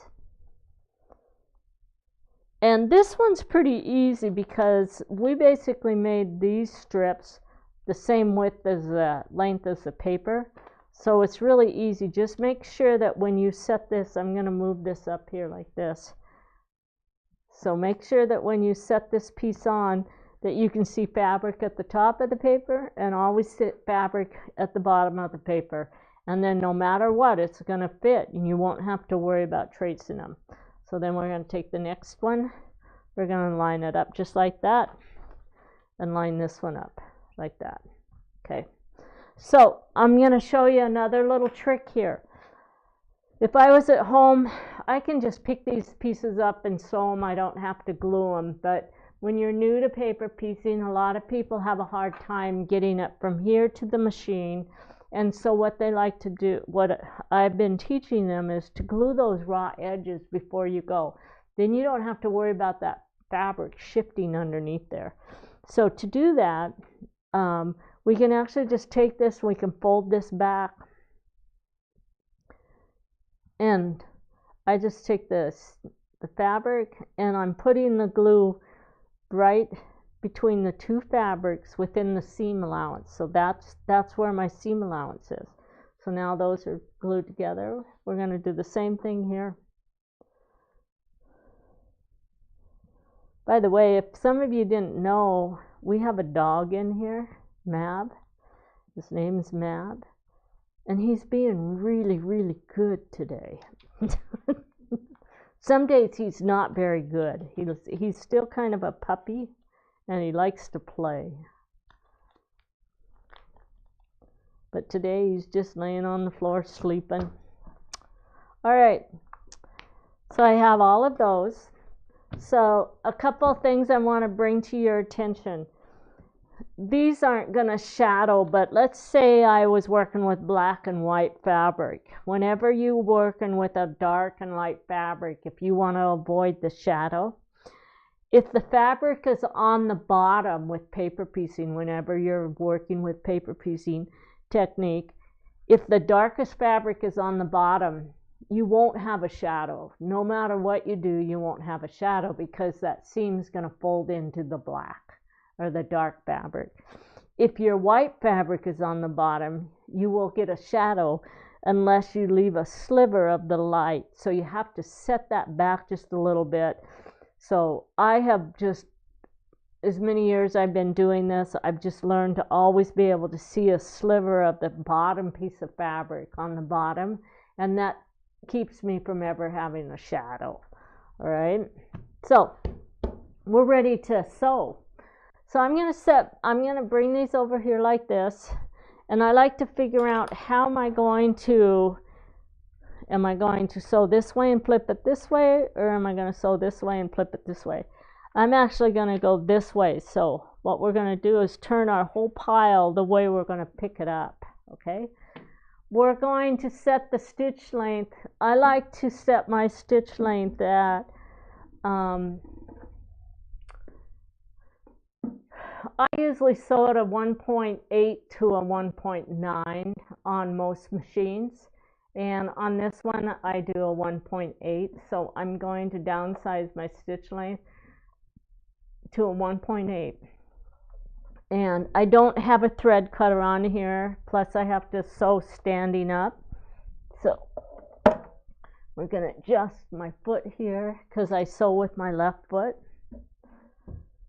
And then I'm going to start, and I'm going to sew on line 1. I'm going to start off the paper, so we're going to start just below the where the paper starts, and on this one we're actually going to sew all the way off the paper.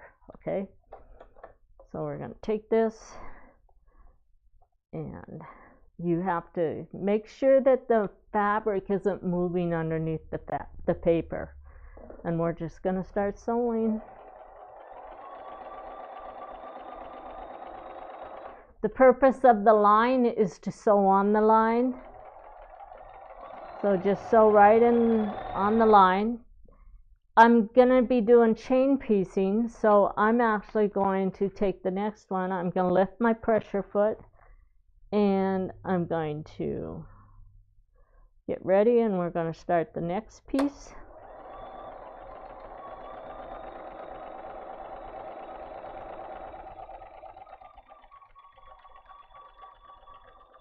And I'm not as good at hitting the line when I'm standing up, but we're good with wherever I'm at.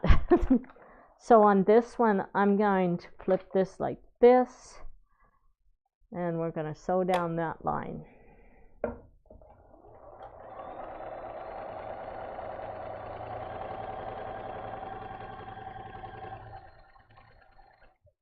And then we're going to take the next one.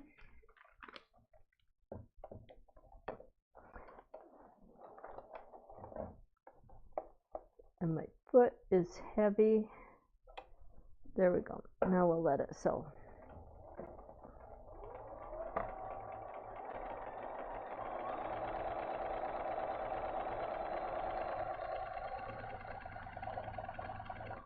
Can you see what I'm doing? Okay. So now we're going to take the papers out. We're going to grab our rotary cutter or pair of scissors, it doesn't matter, and you're going to cut the threads in between them. So there's a couple of advantages here when you do it this way, is you're keeping everything in order. So if I was actually changing my colors, it would keep all my pieces in the same order. And then we're going to take this and this.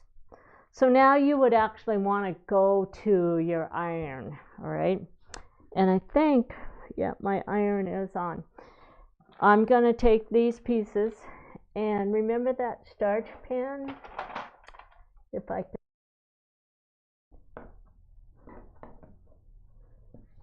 And I must have dropped the lid to it somewhere. I'm going to have to find my lid. So we're just going to take this, and I like to run this starch pen right along that stitch line, and that gives me a really crisp press when I start. You don't want a lot of starch on there, just on the back side. There we go. Now we're going to take it to the iron, and when I press, I like to press into the fabric piece that I just added on. You don't have to press like you do when you're doing traditional piecing, where we always set the seam first. We come in here. You really don't have to do that with paper piecing. All you have to do is just get that opened up and press sideways there. Be careful pressing back and forth like this, because that has a tendency to stretch it a little bit more if you're working with bias. This is all straight of the grain, so it's not really going to matter too much. But just basically you want to press that. The other thing you need to pay attention to when you're pressing is always make sure your points you're not pressing a fold into it. If you're pressing like this and you're folding it over, or if you just set the iron on it, it's really easy to press a little fold on that seam. And you want it, and it's a habit, it's something we do as beginners. After you get started with paper piecing and working with really tight skinny points, you'll get out of that. You'll start paying attention to that. But everything's pressed open really nice, okay?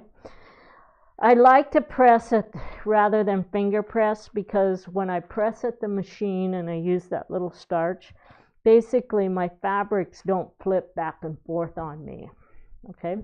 So I'm going to get rid of that little red piece there.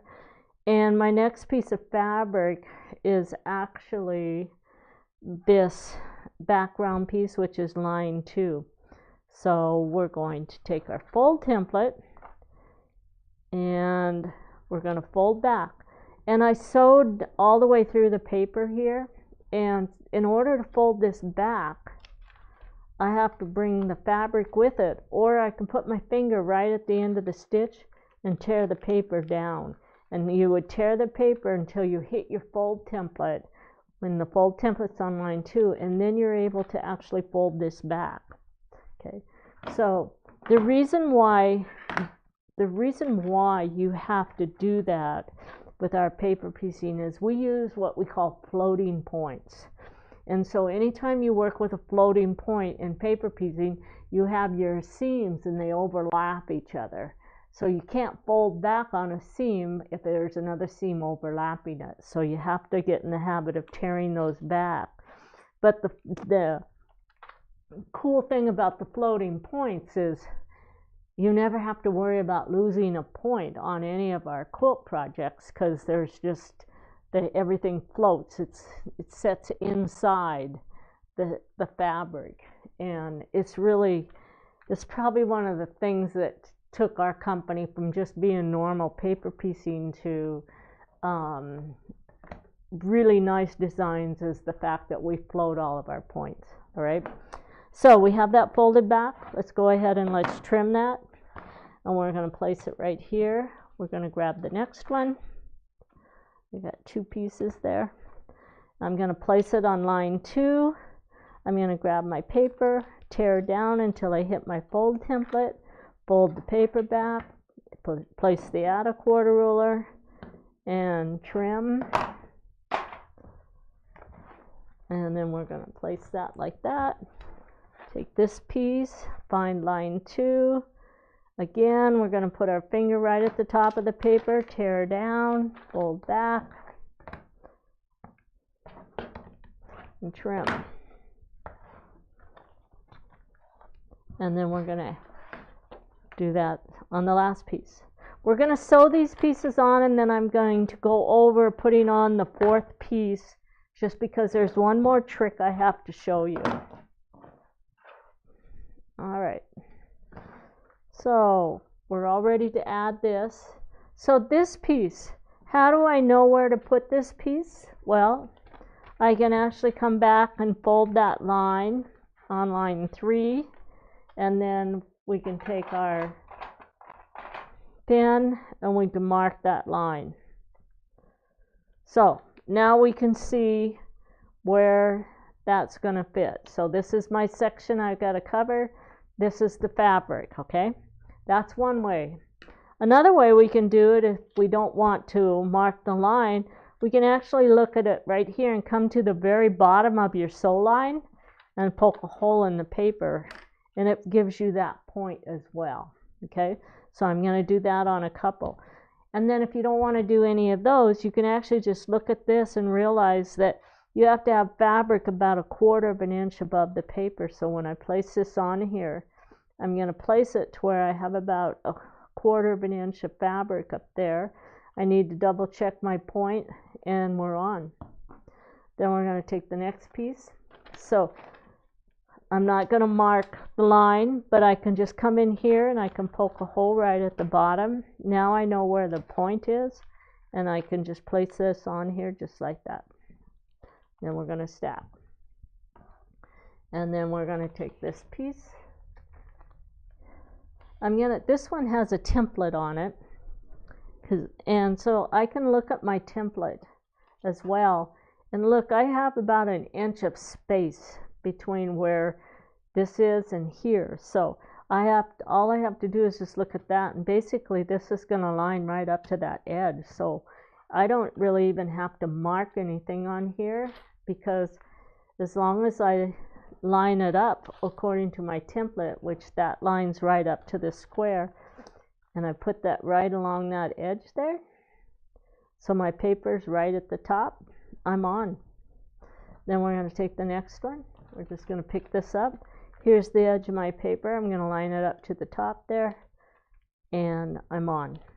Okay, so let's grab our glue pen.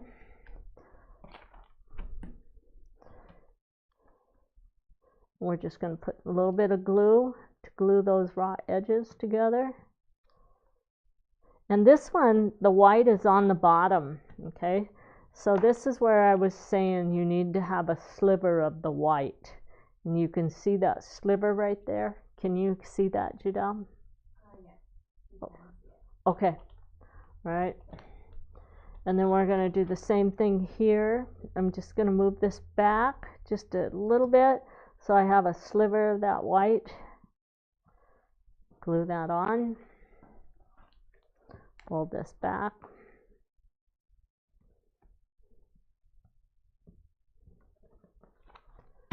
And we're ready to go back to our machine.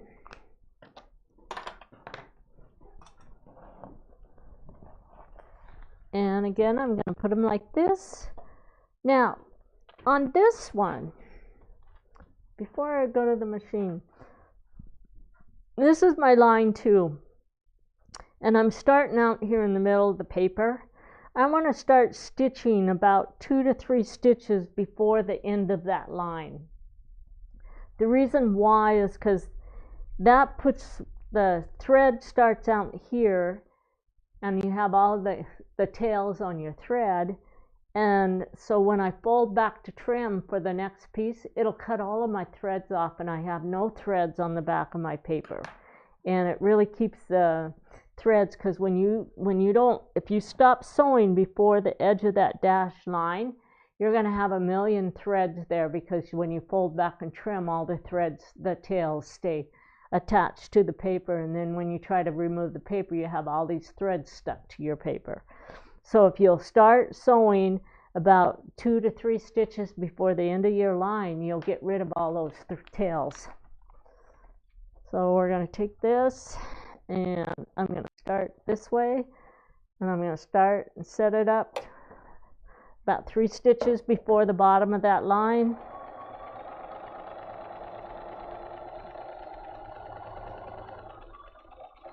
Now we're going to sew off the paper. We're going to start the next one. Lift the pressure foot. Whoops. It's not very easy to sew when you're standing up. My foot's heavy.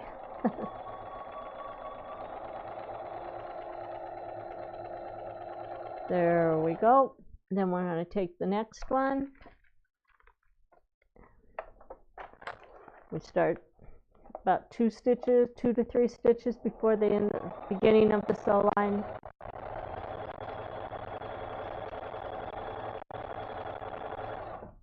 Then we're going to take the next one. And what I'm doing with the thread is, all I'm doing is just pulling it off about 3 inches so that I can get the next paper underneath there.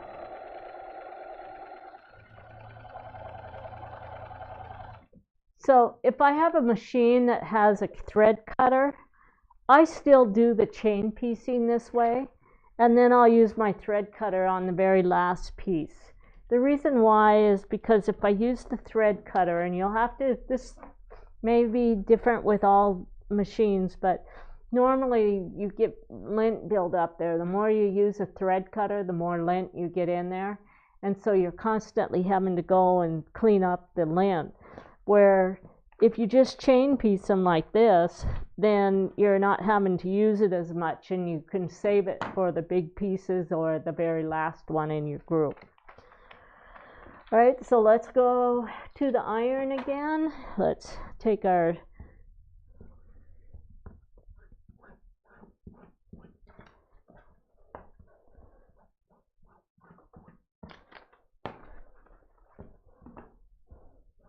I think my glue pen, the tip is dry on it because somewhere I lost my lid. So I'm going to have to find that lid. So don't lose the lids on these because it dries those tips out. So we're going to go to the iron and we're going to press. Nice crisp seam. And we're going to press.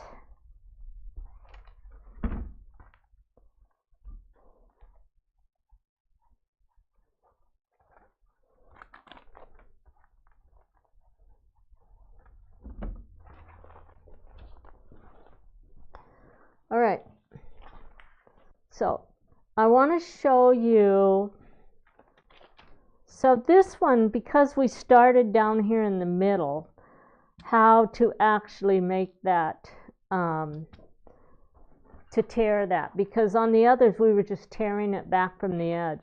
So this one, this is line 3, and I've sewed past that dashed line, and so what you have to do is you have to bring the fabric and fold it back with you so it comes back with the paper.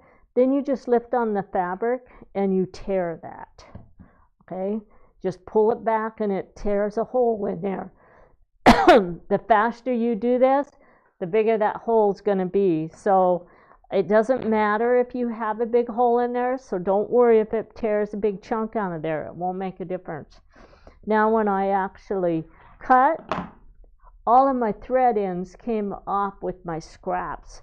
So now I have no threads hanging on here like that. So let's do that piece one more time. So we're going to place this on line 3. We're going to fold the fabric and the paper back. Then we're going to tear the fabric, pull it back, and it's going to tear a stitch along there. So in my instructions, on some of our newer patterns, you'll see where it says, tells you to fold back and tear to add the next piece, and there'll be a little circle there with an arrow. I don't think it's probably not part, actually it is in here where they say to fold back and tear. It's on step 10 on page 5. That's what it's talking about there, is what I'm doing, is just tearing that. And then we're going to cut that off. And we're going to trim. We're going to do these. So we bring the fabric with it, fold that, tear it, trim,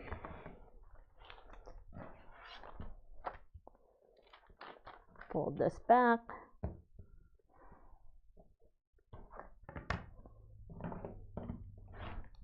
and trim. All right.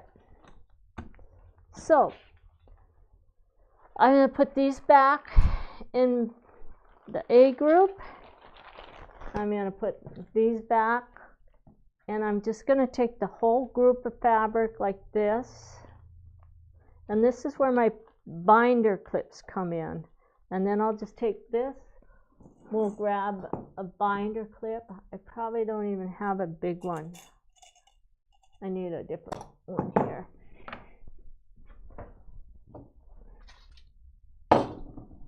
This is a great big paper clip, and I'm just going to run that on there and clip the paper and all of the template pieces, and then I'm going to slip it back into the bag, and I'll finish this up when you guys aren't watching.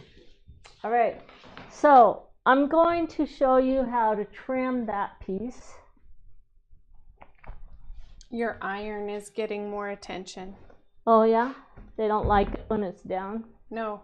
In fact, no, they were commenting that they liked the iron, just like always. Oh. Yeah, well, it's not available. I wish it was in our modern day, but that's an antique iron. And so if you go out and you Google antique irons, you might find one like that. But it's really not the best iron in the world. It gets so hot, it'll actually burn some of your fabric. I've done that before. So I'm going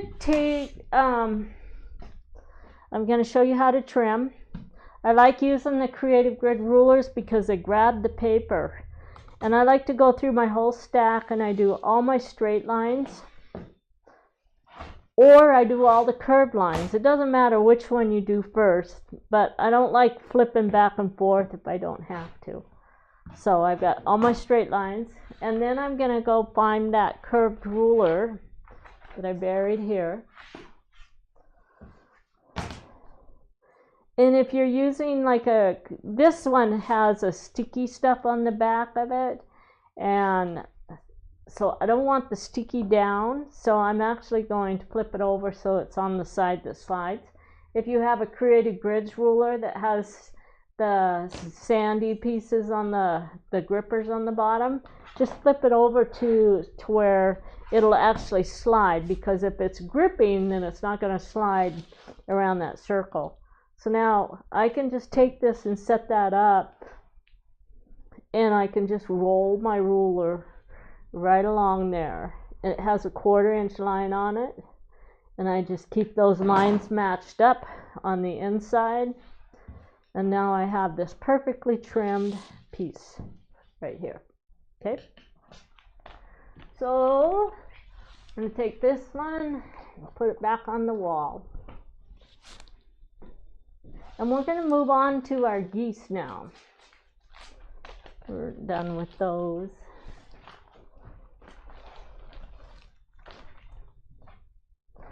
So when you guys start cutting on the geese, you're gonna find that, I'm gonna see if I can find my paragraph here. So let's go to page,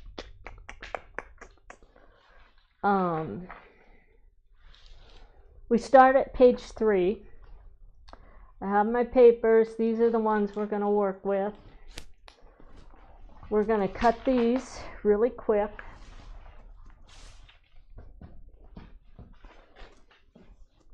Here again, I'm cheating because I happen to know that my fabric doesn't have a right and a wrong side.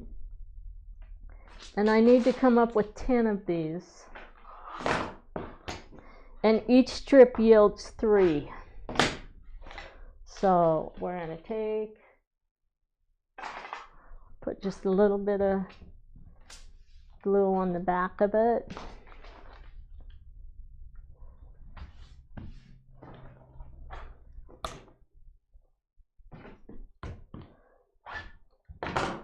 Okay, so this gave me 2, 4, 6, and 8. And then I'm going to take 2 of these pieces.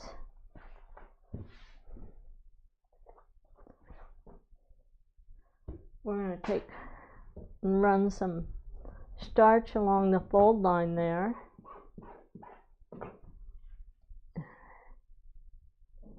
That's one of the best tricks ever.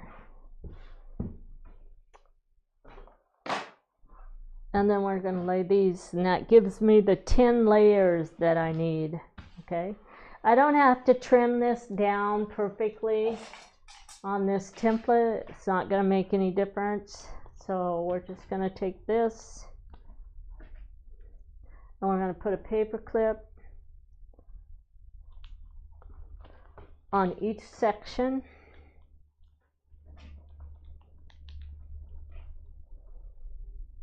I like to paper clip before I cut, because then all my pieces are together. So then we're going to find cut line 1. We'll cut this end piece off. And then we're going to find cut line 1, which is right here. Cut line 2. 3,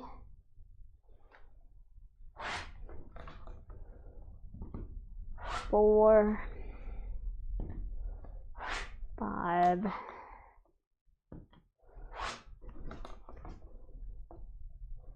and there's my last one. So these are all the same size templates as well. So they don't belong to any specific section. So we'll just stack them here. And then we're going to grab the next piece.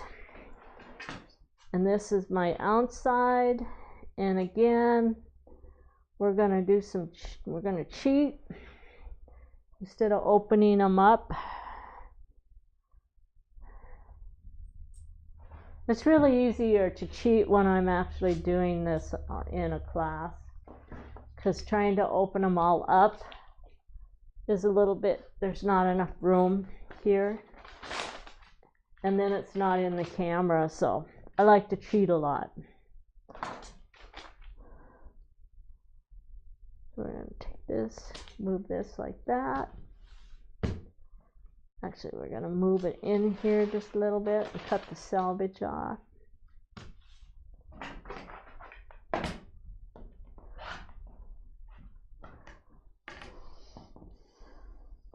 And again, we need 10 pieces under there.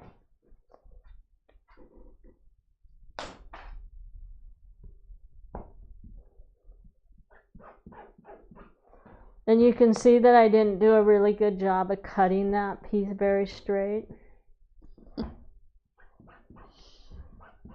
But I'm not going to worry about it because I know it'll work. Okay. So then we're going to take this, lay it on there, put our paper clips.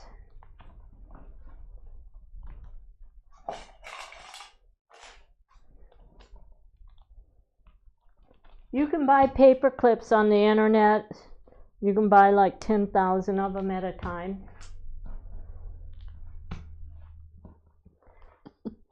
And you'll use them.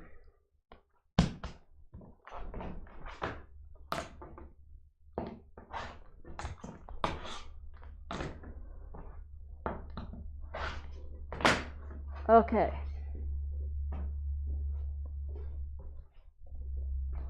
Get the ends cleaned off. We're going to go to cut line 1, cut line 2, cut line 3, and we're going to go to cut line 4.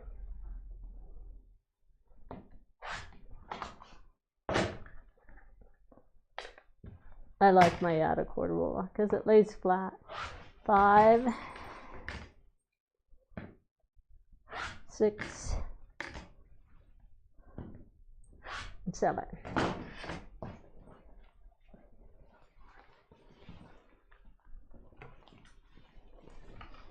All right, so we have those stacked. Okay, so on this, we're on page 4. Step 7, we actually made a correction on there. Now this pattern's been published for like 20 years and no one's ever caught this. And last night when I was reading through it, I'm like, well, that didn't make a lot of sense. So Judel posted a correction for steps 7 and 8. Basically, we kind of repeated the steps, and then the numbers don't go with this particular pattern. So go through her correction. It's pretty easy to figure it out if you're reading. I think that's probably why nobody's ever told us that there was a correction that needed to be made there, is because what you're doing is each one of your papers has 10 geese on it.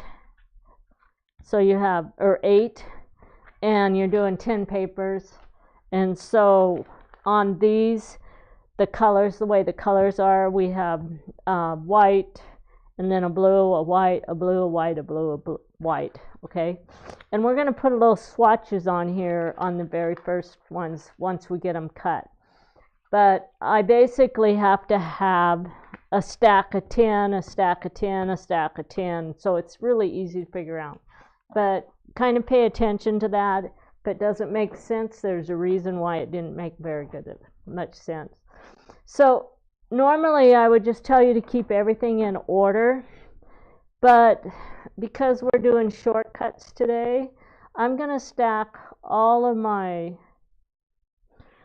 white pieces together, all my blue pieces together. And we're actually going to have to open these up, okay, because of the way our template layout sheets are. So we're going to have to open them up.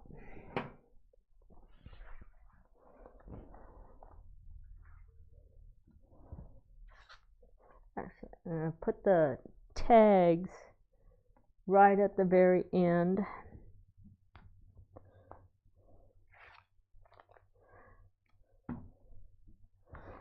I put the tags at the end that I'm not going to cut, so if there's any excess, it's going to be at those ends there. And then that stays with the fabric, so if you have to come back because you forget which color is which, you still have it.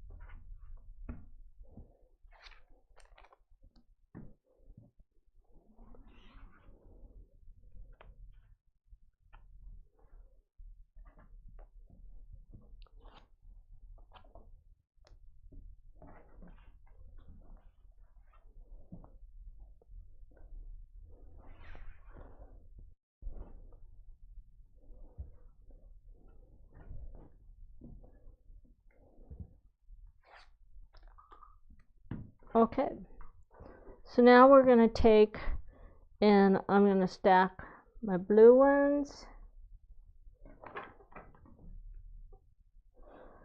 there, and I'm going to stack those underneath there.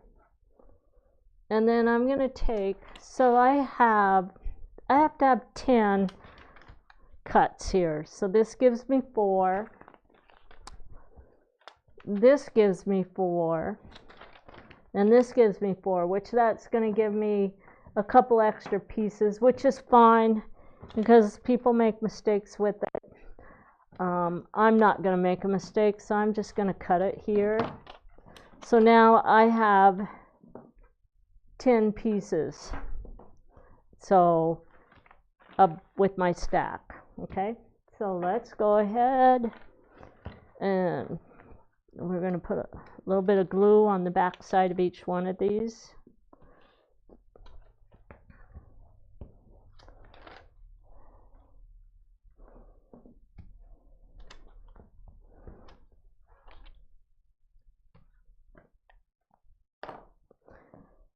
And so the first thing I'm going to do is I'm going to cut my excess off. And then I'm going to put a paper clip on these. So if I have to come back to figure out what my fabric numbers are, I can. Now we're going to just take each one of these. And I'm going to cut between the paper first. Get my ends off, cut off, and then we're going to cut on each line.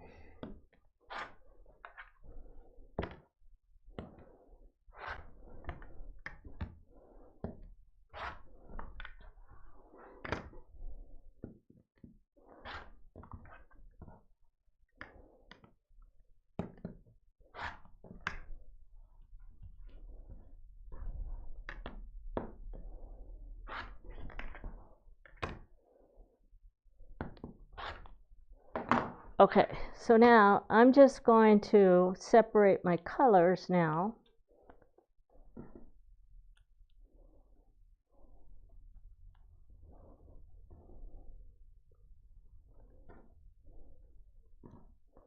And what I'm doing is we're going to count and put 10 in each group, in each stack. So I'm setting it 6 and 6. There's 8, 8, 10, 10, 2, 2,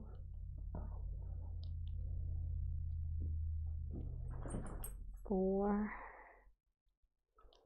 4,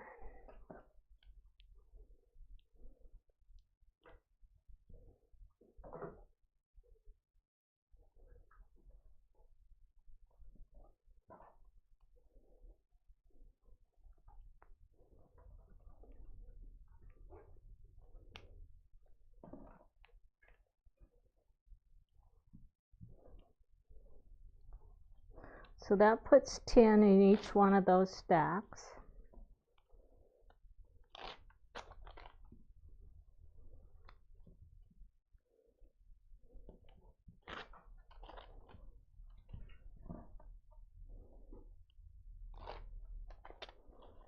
All right, so then I need 4 stacks of 10 here, so this is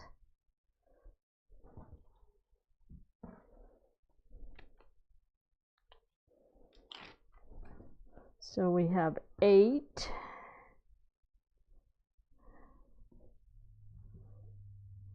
9, 10, and then we have 8, 9, 10, and then we have, this one is 8, and then we have 9, 10, and then we have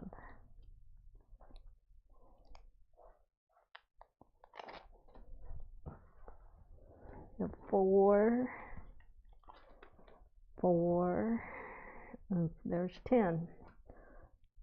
Okay. So let's go ahead and put a paper clip on each one of these stacks.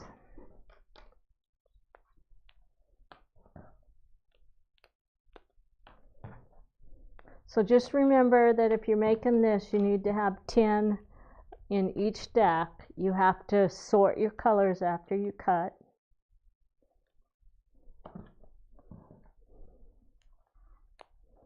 Right.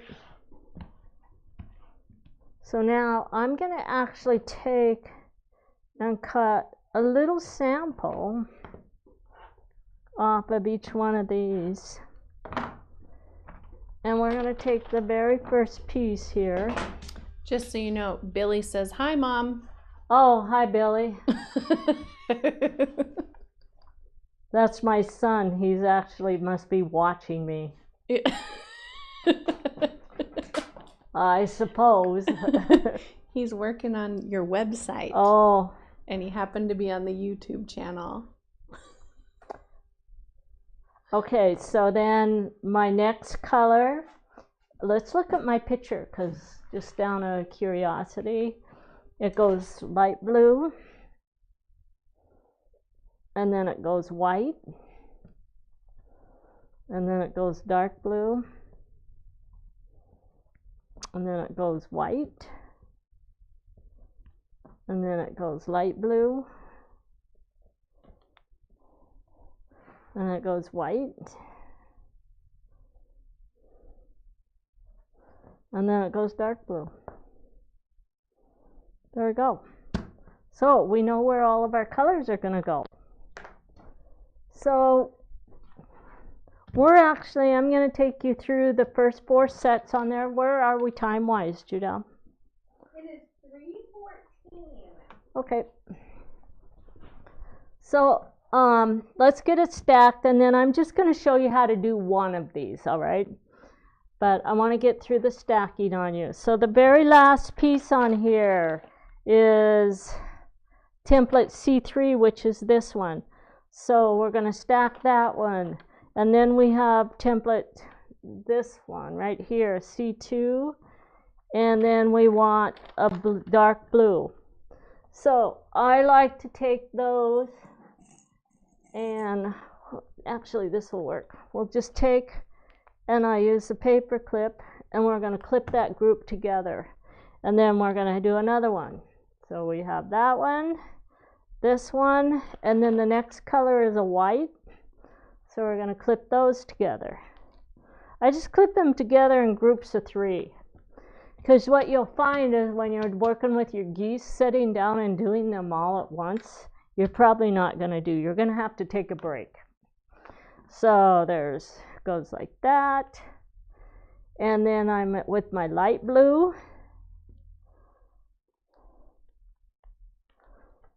And then we're with a white. And it goes there. And then that was white. Now we're with my dark blue again. And then we're with white.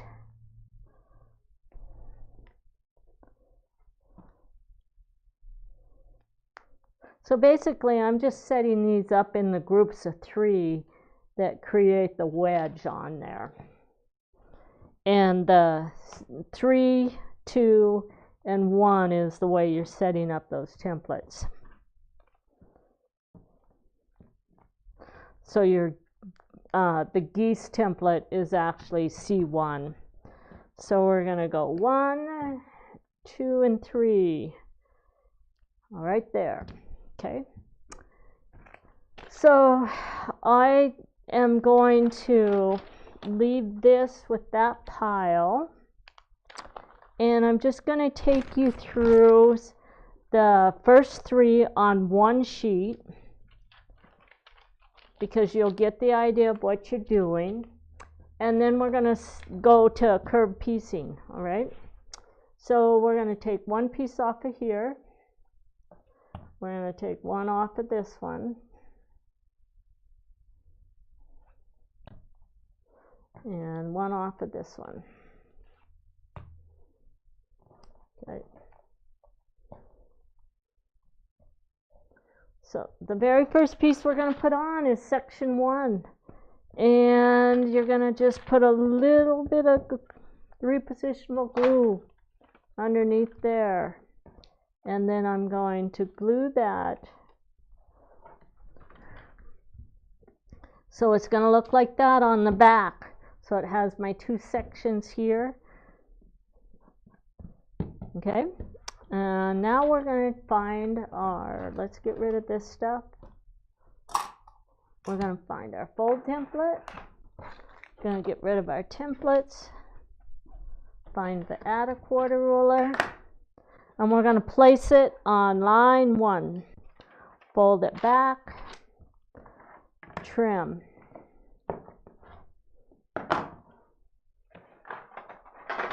So here's why we did the tracing.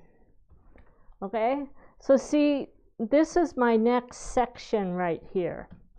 It's this piece.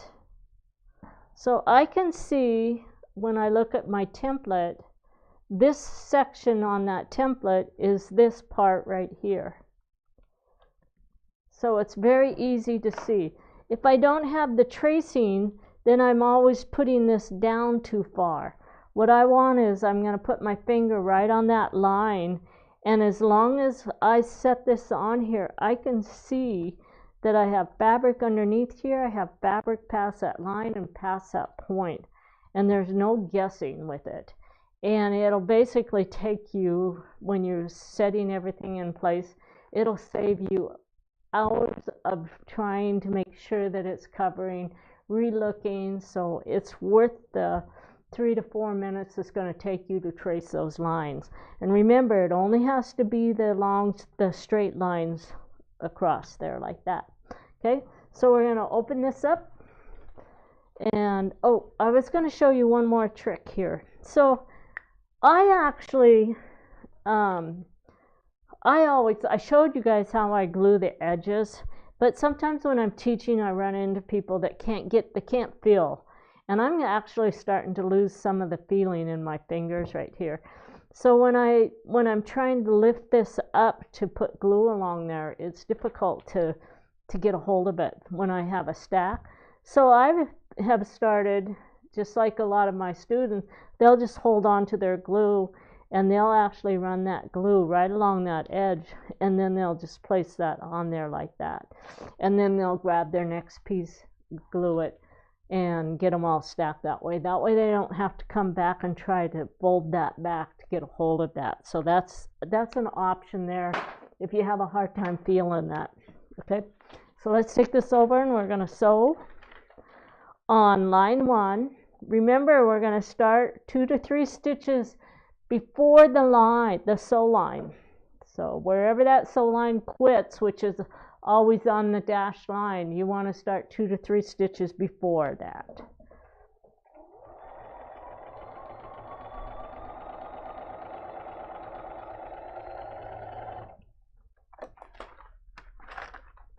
All right, so we're going to bring this, and I'm just going to finger press right now. I'm going to actually put a little bit of that on there. I will tell you guys that I've had a few students that have used this when they're working with red and whites and really dark blues, navies, and white, where it has caused it to run. So before you're working with your red and whites, because the dyes just don't set as nicely as most of them, just double check, and if there's no running on it, then don't worry about it. But basically when you hit that with an iron, you're going to be, it's wet, and then you're putting heat on it, and those are the two things that cause something to run. So do a little test on it before you just start running it along your red fabrics. So before I put the next piece, I want to point something out. So between the geese here, these geese actually don't float on this particular pattern, okay? So to keep from losing the little points on there, what I do is I sew on line 1 and line 2, and on line 3 I sew just to the top of line 3. And what it does is it leaves me about a 32nd of an inch float in there. Rather than sewing right on line 3, I'm just above it so that it doesn't quite hit the point. And then I start the whole sewing process again. And it works really nice, because if you looked at our quilts really close, you'll find that all of my points have just a touch of fabric in between them. Okay? So let's fold back.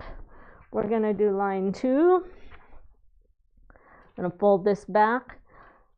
The other thing you're going to have to do is you're probably going to want a longer fold template, something that's going to go all the way up, and I don't think I have a long one in here, so that when you fold this back, because you have to fold that paper all the way, and then you're going to tear this piece back, put the add a quarter ruler on there, and trim.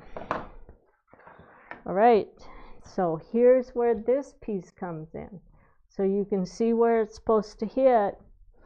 This line right here, as long as when you put that on there, that you have fabric past that line, the edge of this fabric, you're good. So I just take this up here, and I can see I have about a 1/4 of an inch past there. I have lots at the bottom and lots there. And as you get and go around this curve, that fit gets tighter and tighter and tighter as it's going around. And so that's why having these lines lets you know whether or not you have an extra 1/2 inch here, or whether you only have like an 1/8 of an inch there. Okay, so we're going to sew that piece on there.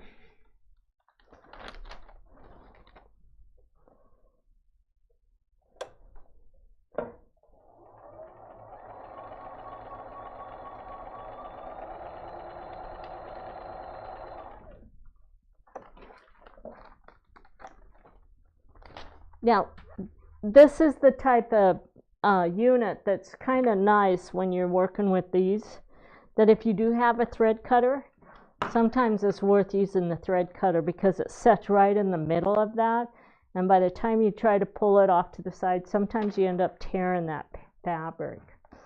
I'm going to put one more piece on because I want to show you how I float that point. So I'm going to fold this back.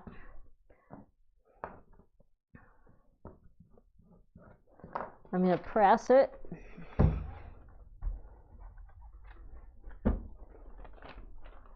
We're going to place it on line 3.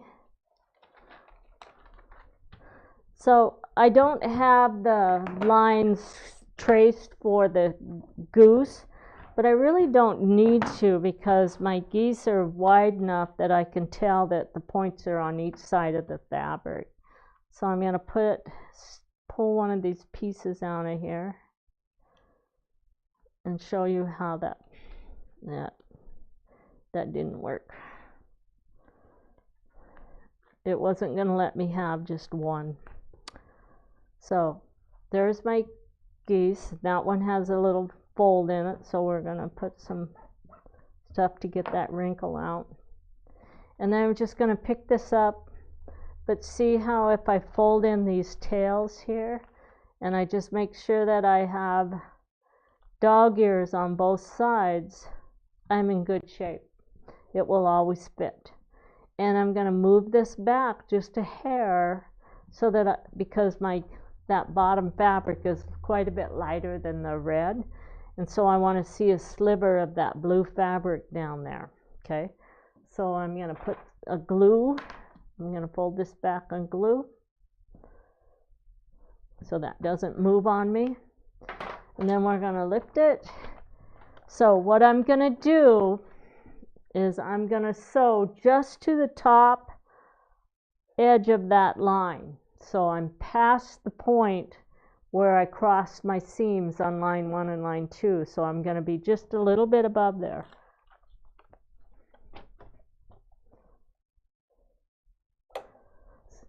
So after I designed this pattern, it was probably about 4 years after we designed this, that I'm like, well, why don't we just make those geese float? And so we redesigned some other papers that actually do have floating geese, but they're not this size. So this is one of our older patterns, and it's been always one of our most popular patterns. So I'm going to stay just to the top side of that line.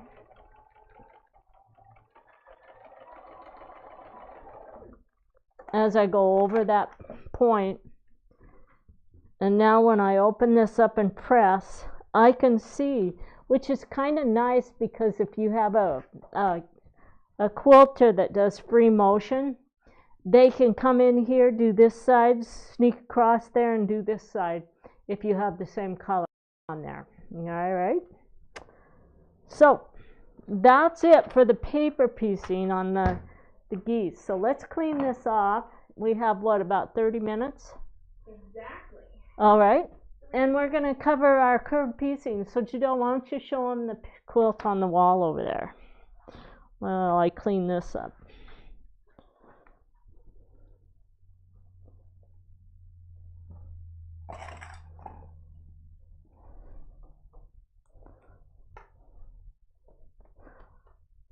So Judel's going to move the camera so you can see the quilt on the wall.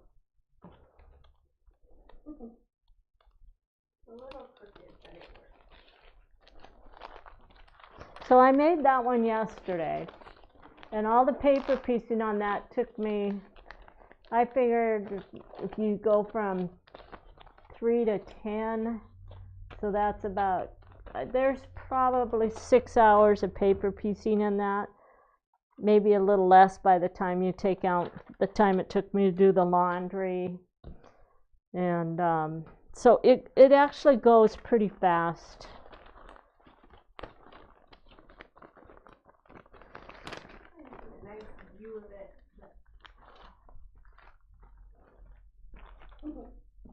Can you see it? Yeah, we can Oh, see it. okay. Sorry for all the jumbling around. I'm trying to position the camera. I was trying to get it to look a little nicer, but anyway. So Go ahead. we'll pull the pieces up closer, but that's actually our brand new fabric collection that's coming out. It's going to start shipping to stores in July, and it's called Color Stock. And we're super excited to have it in the design studio to start working with. We only started getting it last week. Yeah. So we're scrambling to make some quilts out of it. But the cool part about Color Stock is it's a basic. So that means that fabric is just going to be around. There's 60 pieces coming this summer. It's also a cotton. I should also mention that in comparison to a lot of the batik lines that we do. And it has, so the first release comes with 42 solids. And then there are 2 different prints. One is called Dot Dot Star and the other is called Dot Dot Goose. And we have a bright, the Dot Dot Goose are bright rainbow colors.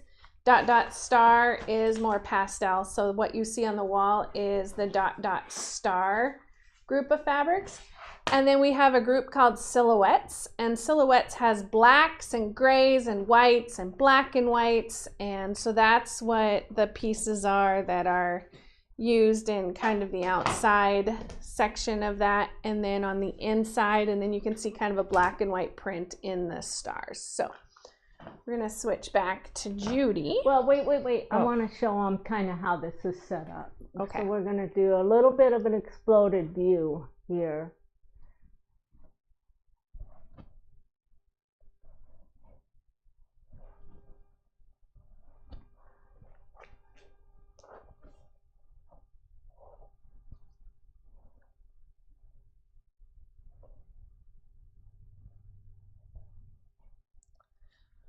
Anyway, we're super excited to start showing you guys the projects that are going to come from Color Stock. And we have more prints that will come out over the next couple years and add to the ones that we just started with. Our goal is to have a basic strip set also that comes out of this group, and also and then we'll start building some other cotton groups that would be shorter term releases and add on to this as well. So, and the other thing to think about too is next year when we do our box group, we're going to use the Color Stock fabrics and for our big project for the year-long. Right.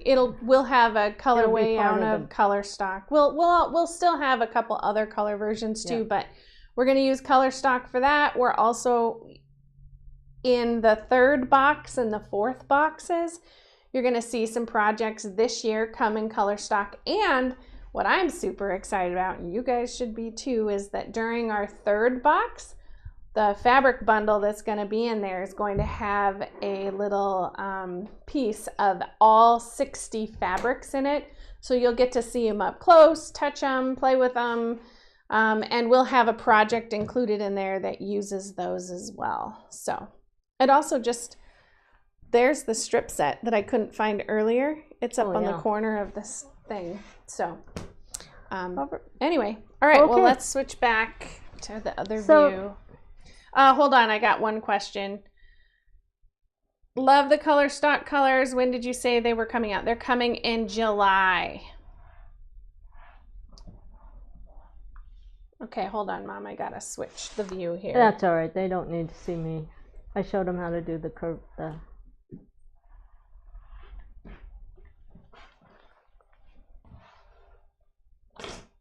Actually, I should show them the other pieces.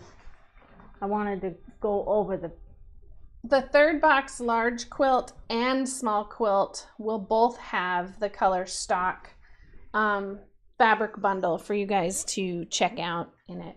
So the large box and the small box get the same fabric bundles that are, and those are a gift. Those are just something that the fabric companies have worked with us to throw in.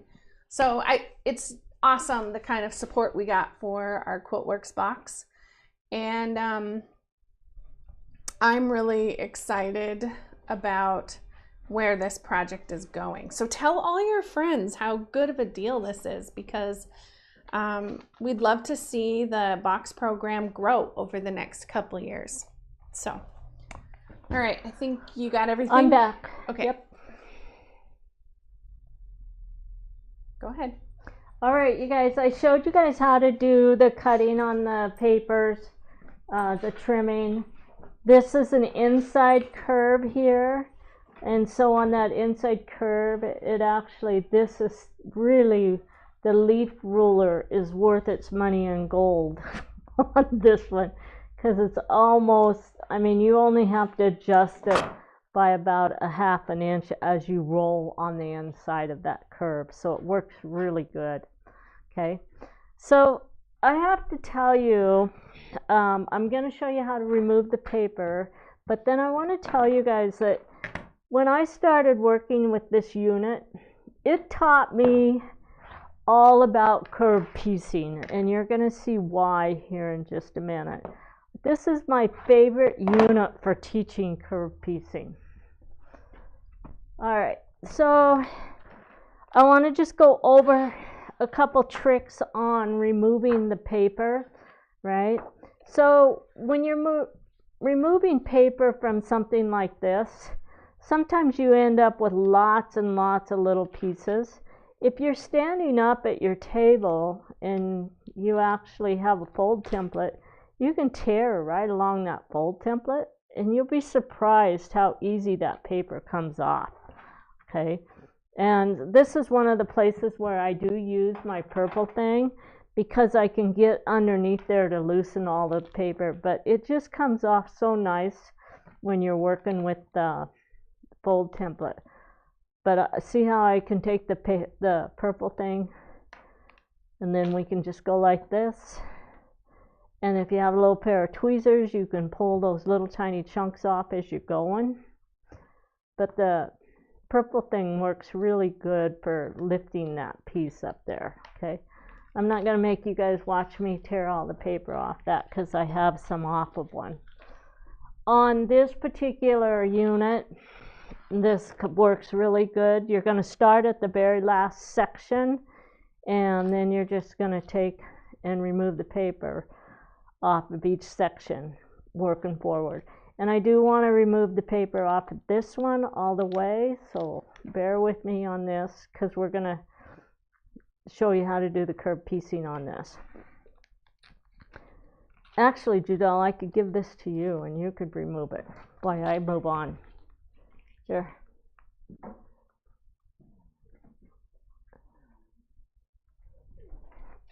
Okay, so let's do some.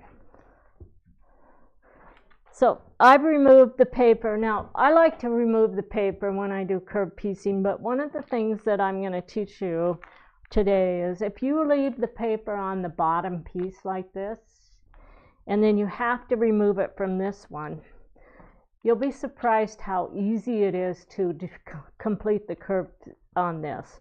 So I can actually take this and I'm going to pin this. I'm going to leave the paper on the bottom. I've removed it from here. I'm going to grab my flower pins,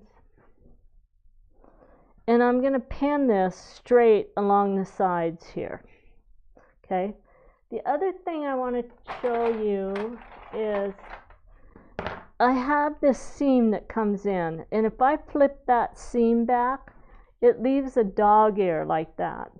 Well, if I just cut that dog ear off when I flip it back, then when it comes back, I don't sew all that excess into my seam allowance. And it really does when you start pressing, it presses better.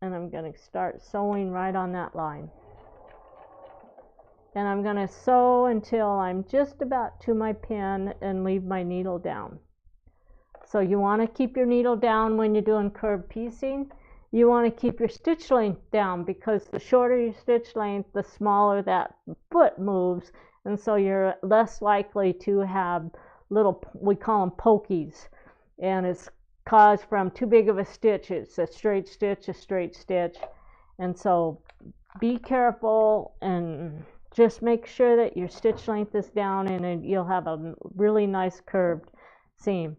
Now I'm going to get rid of that paper clip, and now we're going to start sewing. And I'm just using the edge of my foot as a 1/4 inch seam. And right before I get to the seam allowance, I pull this back, where every time I go over all those bolts of seam, and sometimes I'll lift my foot right there. And I just pull this back.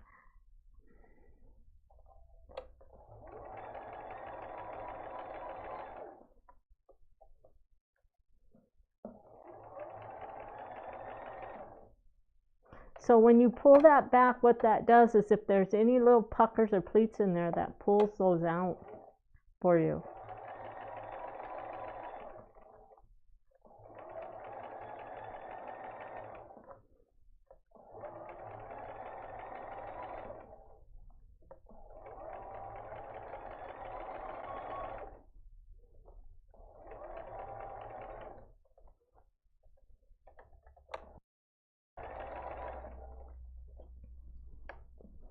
You pull the pin out right before you go off the edge there. And then you're going to flip it over, and you're going to look at your stitch line, and you're going to see that you're right on the line, except where I tore the paper. The paper was folded. I have a perfect seam allowance, and that's when you pat yourself on the back and you go, nice job. And then when we fold this out, see how nice that looks? And we have a perfectly straight line here and here. And the reason it came out so straight is because we pinned those edges like that. And so then when we start sewing, we're sewing right, and we're not, you don't want to jog off. You want to make sure that you're right on the line when you start and finish on there. And we have a nice piece there. Then you can take this and you can run that glue, or not glue, but starch right along that.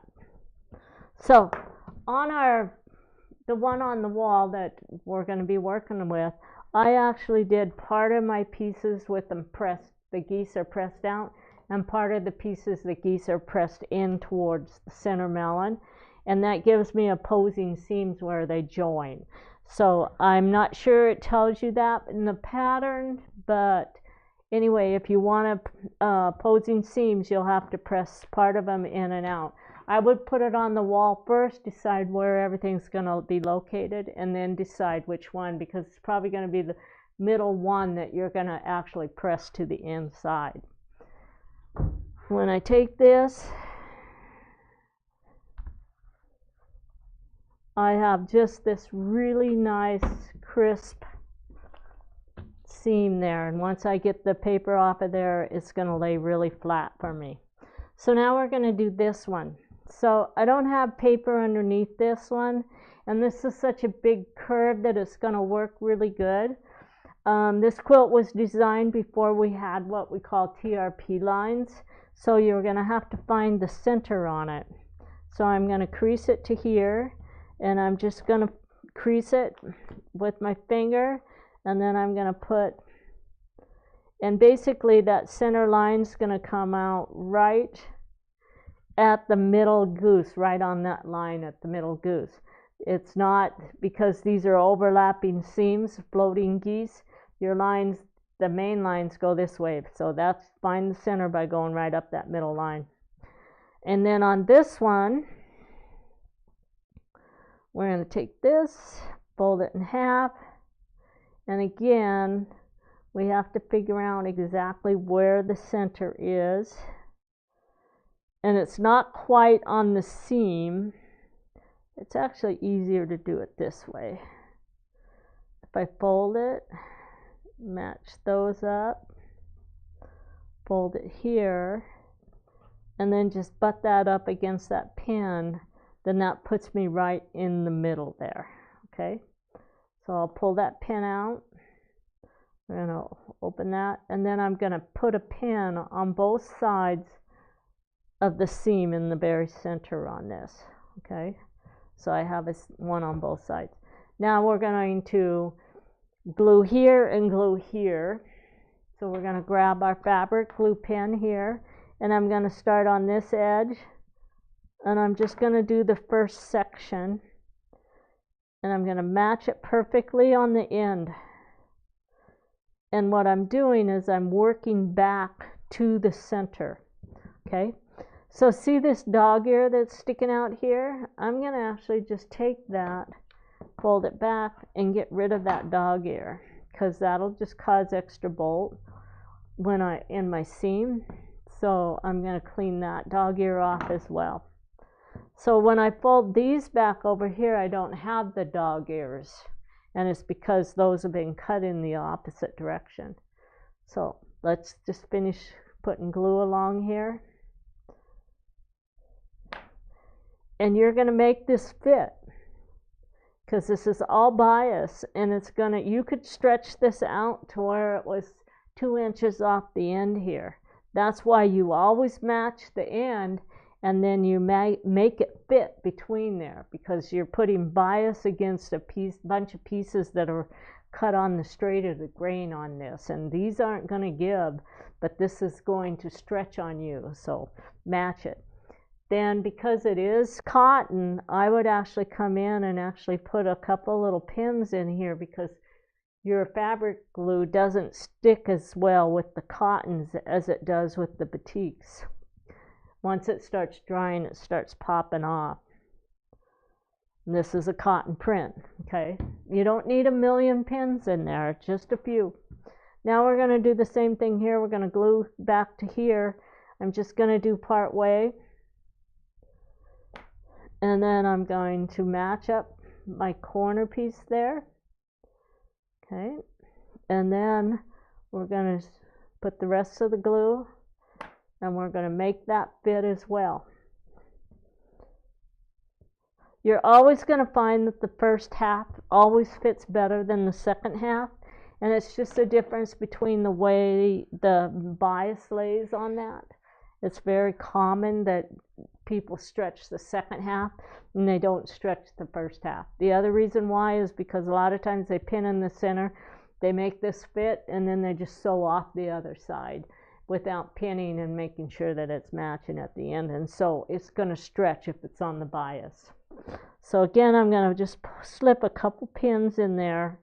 I don't need a lot of them. And the thinner the pin, the better it is for what we're doing here. But anyway, now I'm ready to just go to the machine and start sewing. So we're going to pick this piece up. I'm going to find a little piece of paper to start sewing on.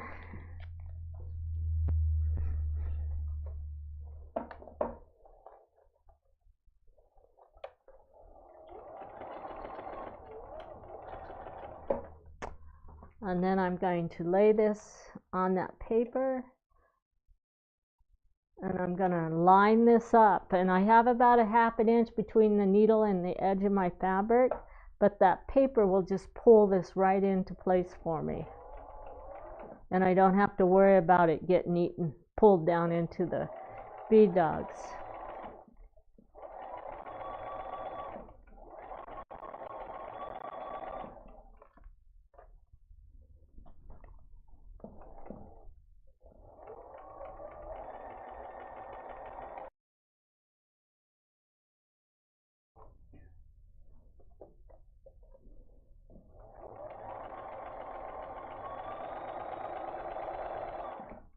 I don't like to sew over my pins when I'm doing curved piecing. One is Bernina machines don't like pins, And the other reason is because every time you go up over that hump, your needle moves on you. And so your piece, your fabric kind of jogs there, and you end up with a really crooked stitch, curved seam.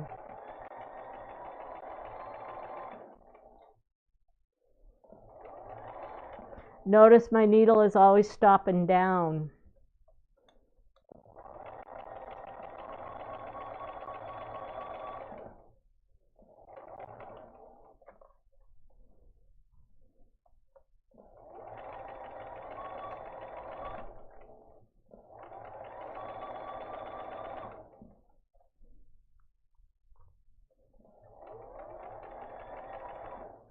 At the end, I like to grab a piece of paper and slip a piece of paper under the same thing, because otherwise my feed dogs are going to move that.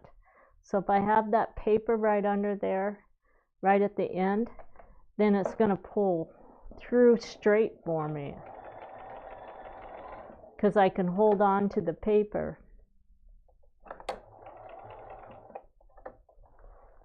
And then I can just tear the paper off.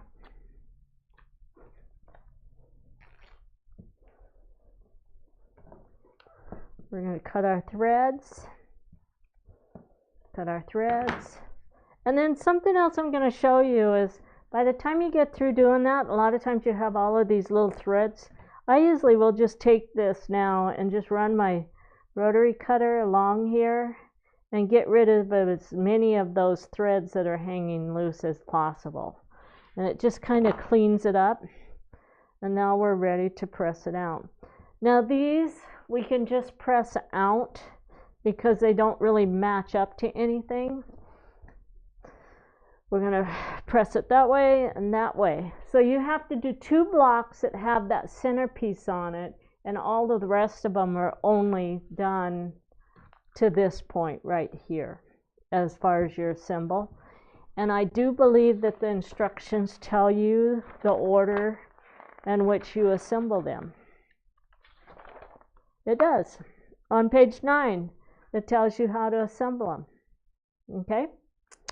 So basically, you're going to do all the curved piecing, then you come back and you assemble them diagonally. That's it, you guys. Let's see, how many mistakes did I make? 1? 2?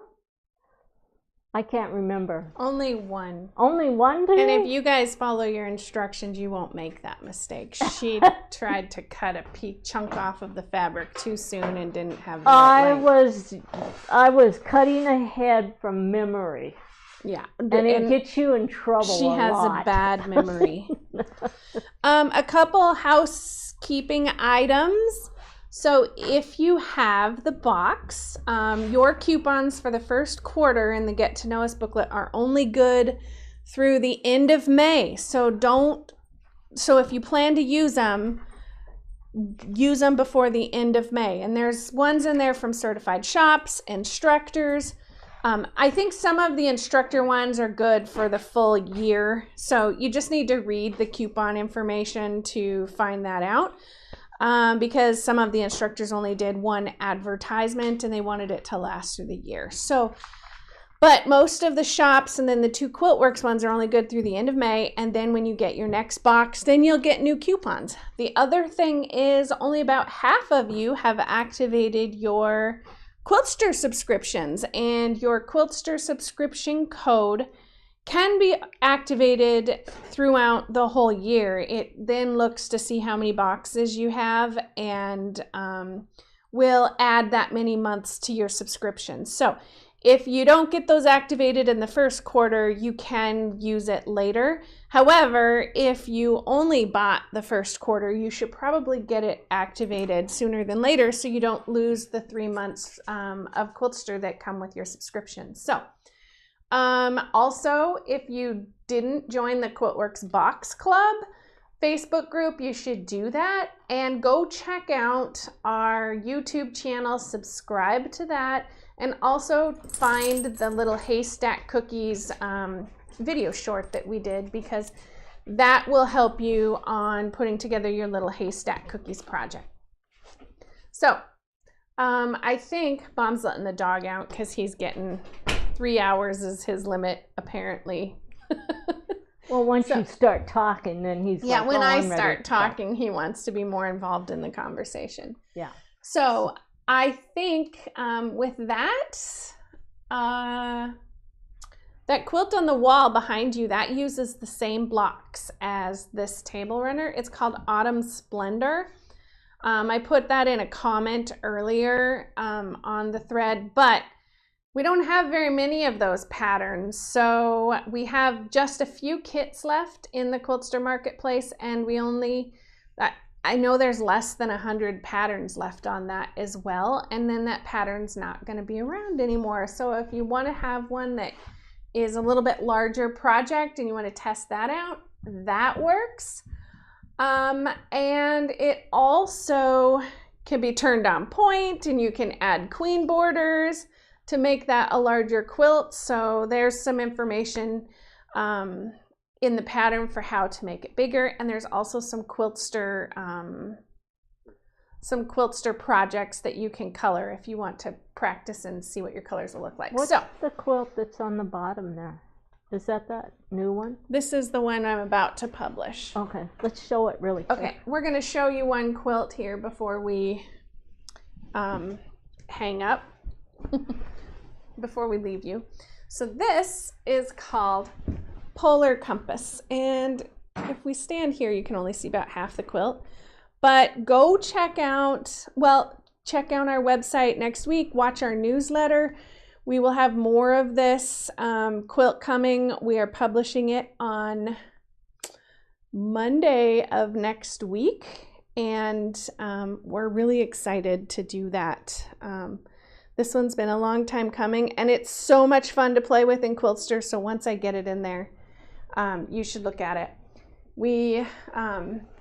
Those coupons from Quiltworx, they work on brand new releases. They work on, I'm gonna get in the camera so you guys can see me, but they work on brand new releases. They work on older designs. They work on absolutely anything you want. Bally Wedding Stars, which is a pattern that we almost never put on sale because we have a hard time keeping it in stock.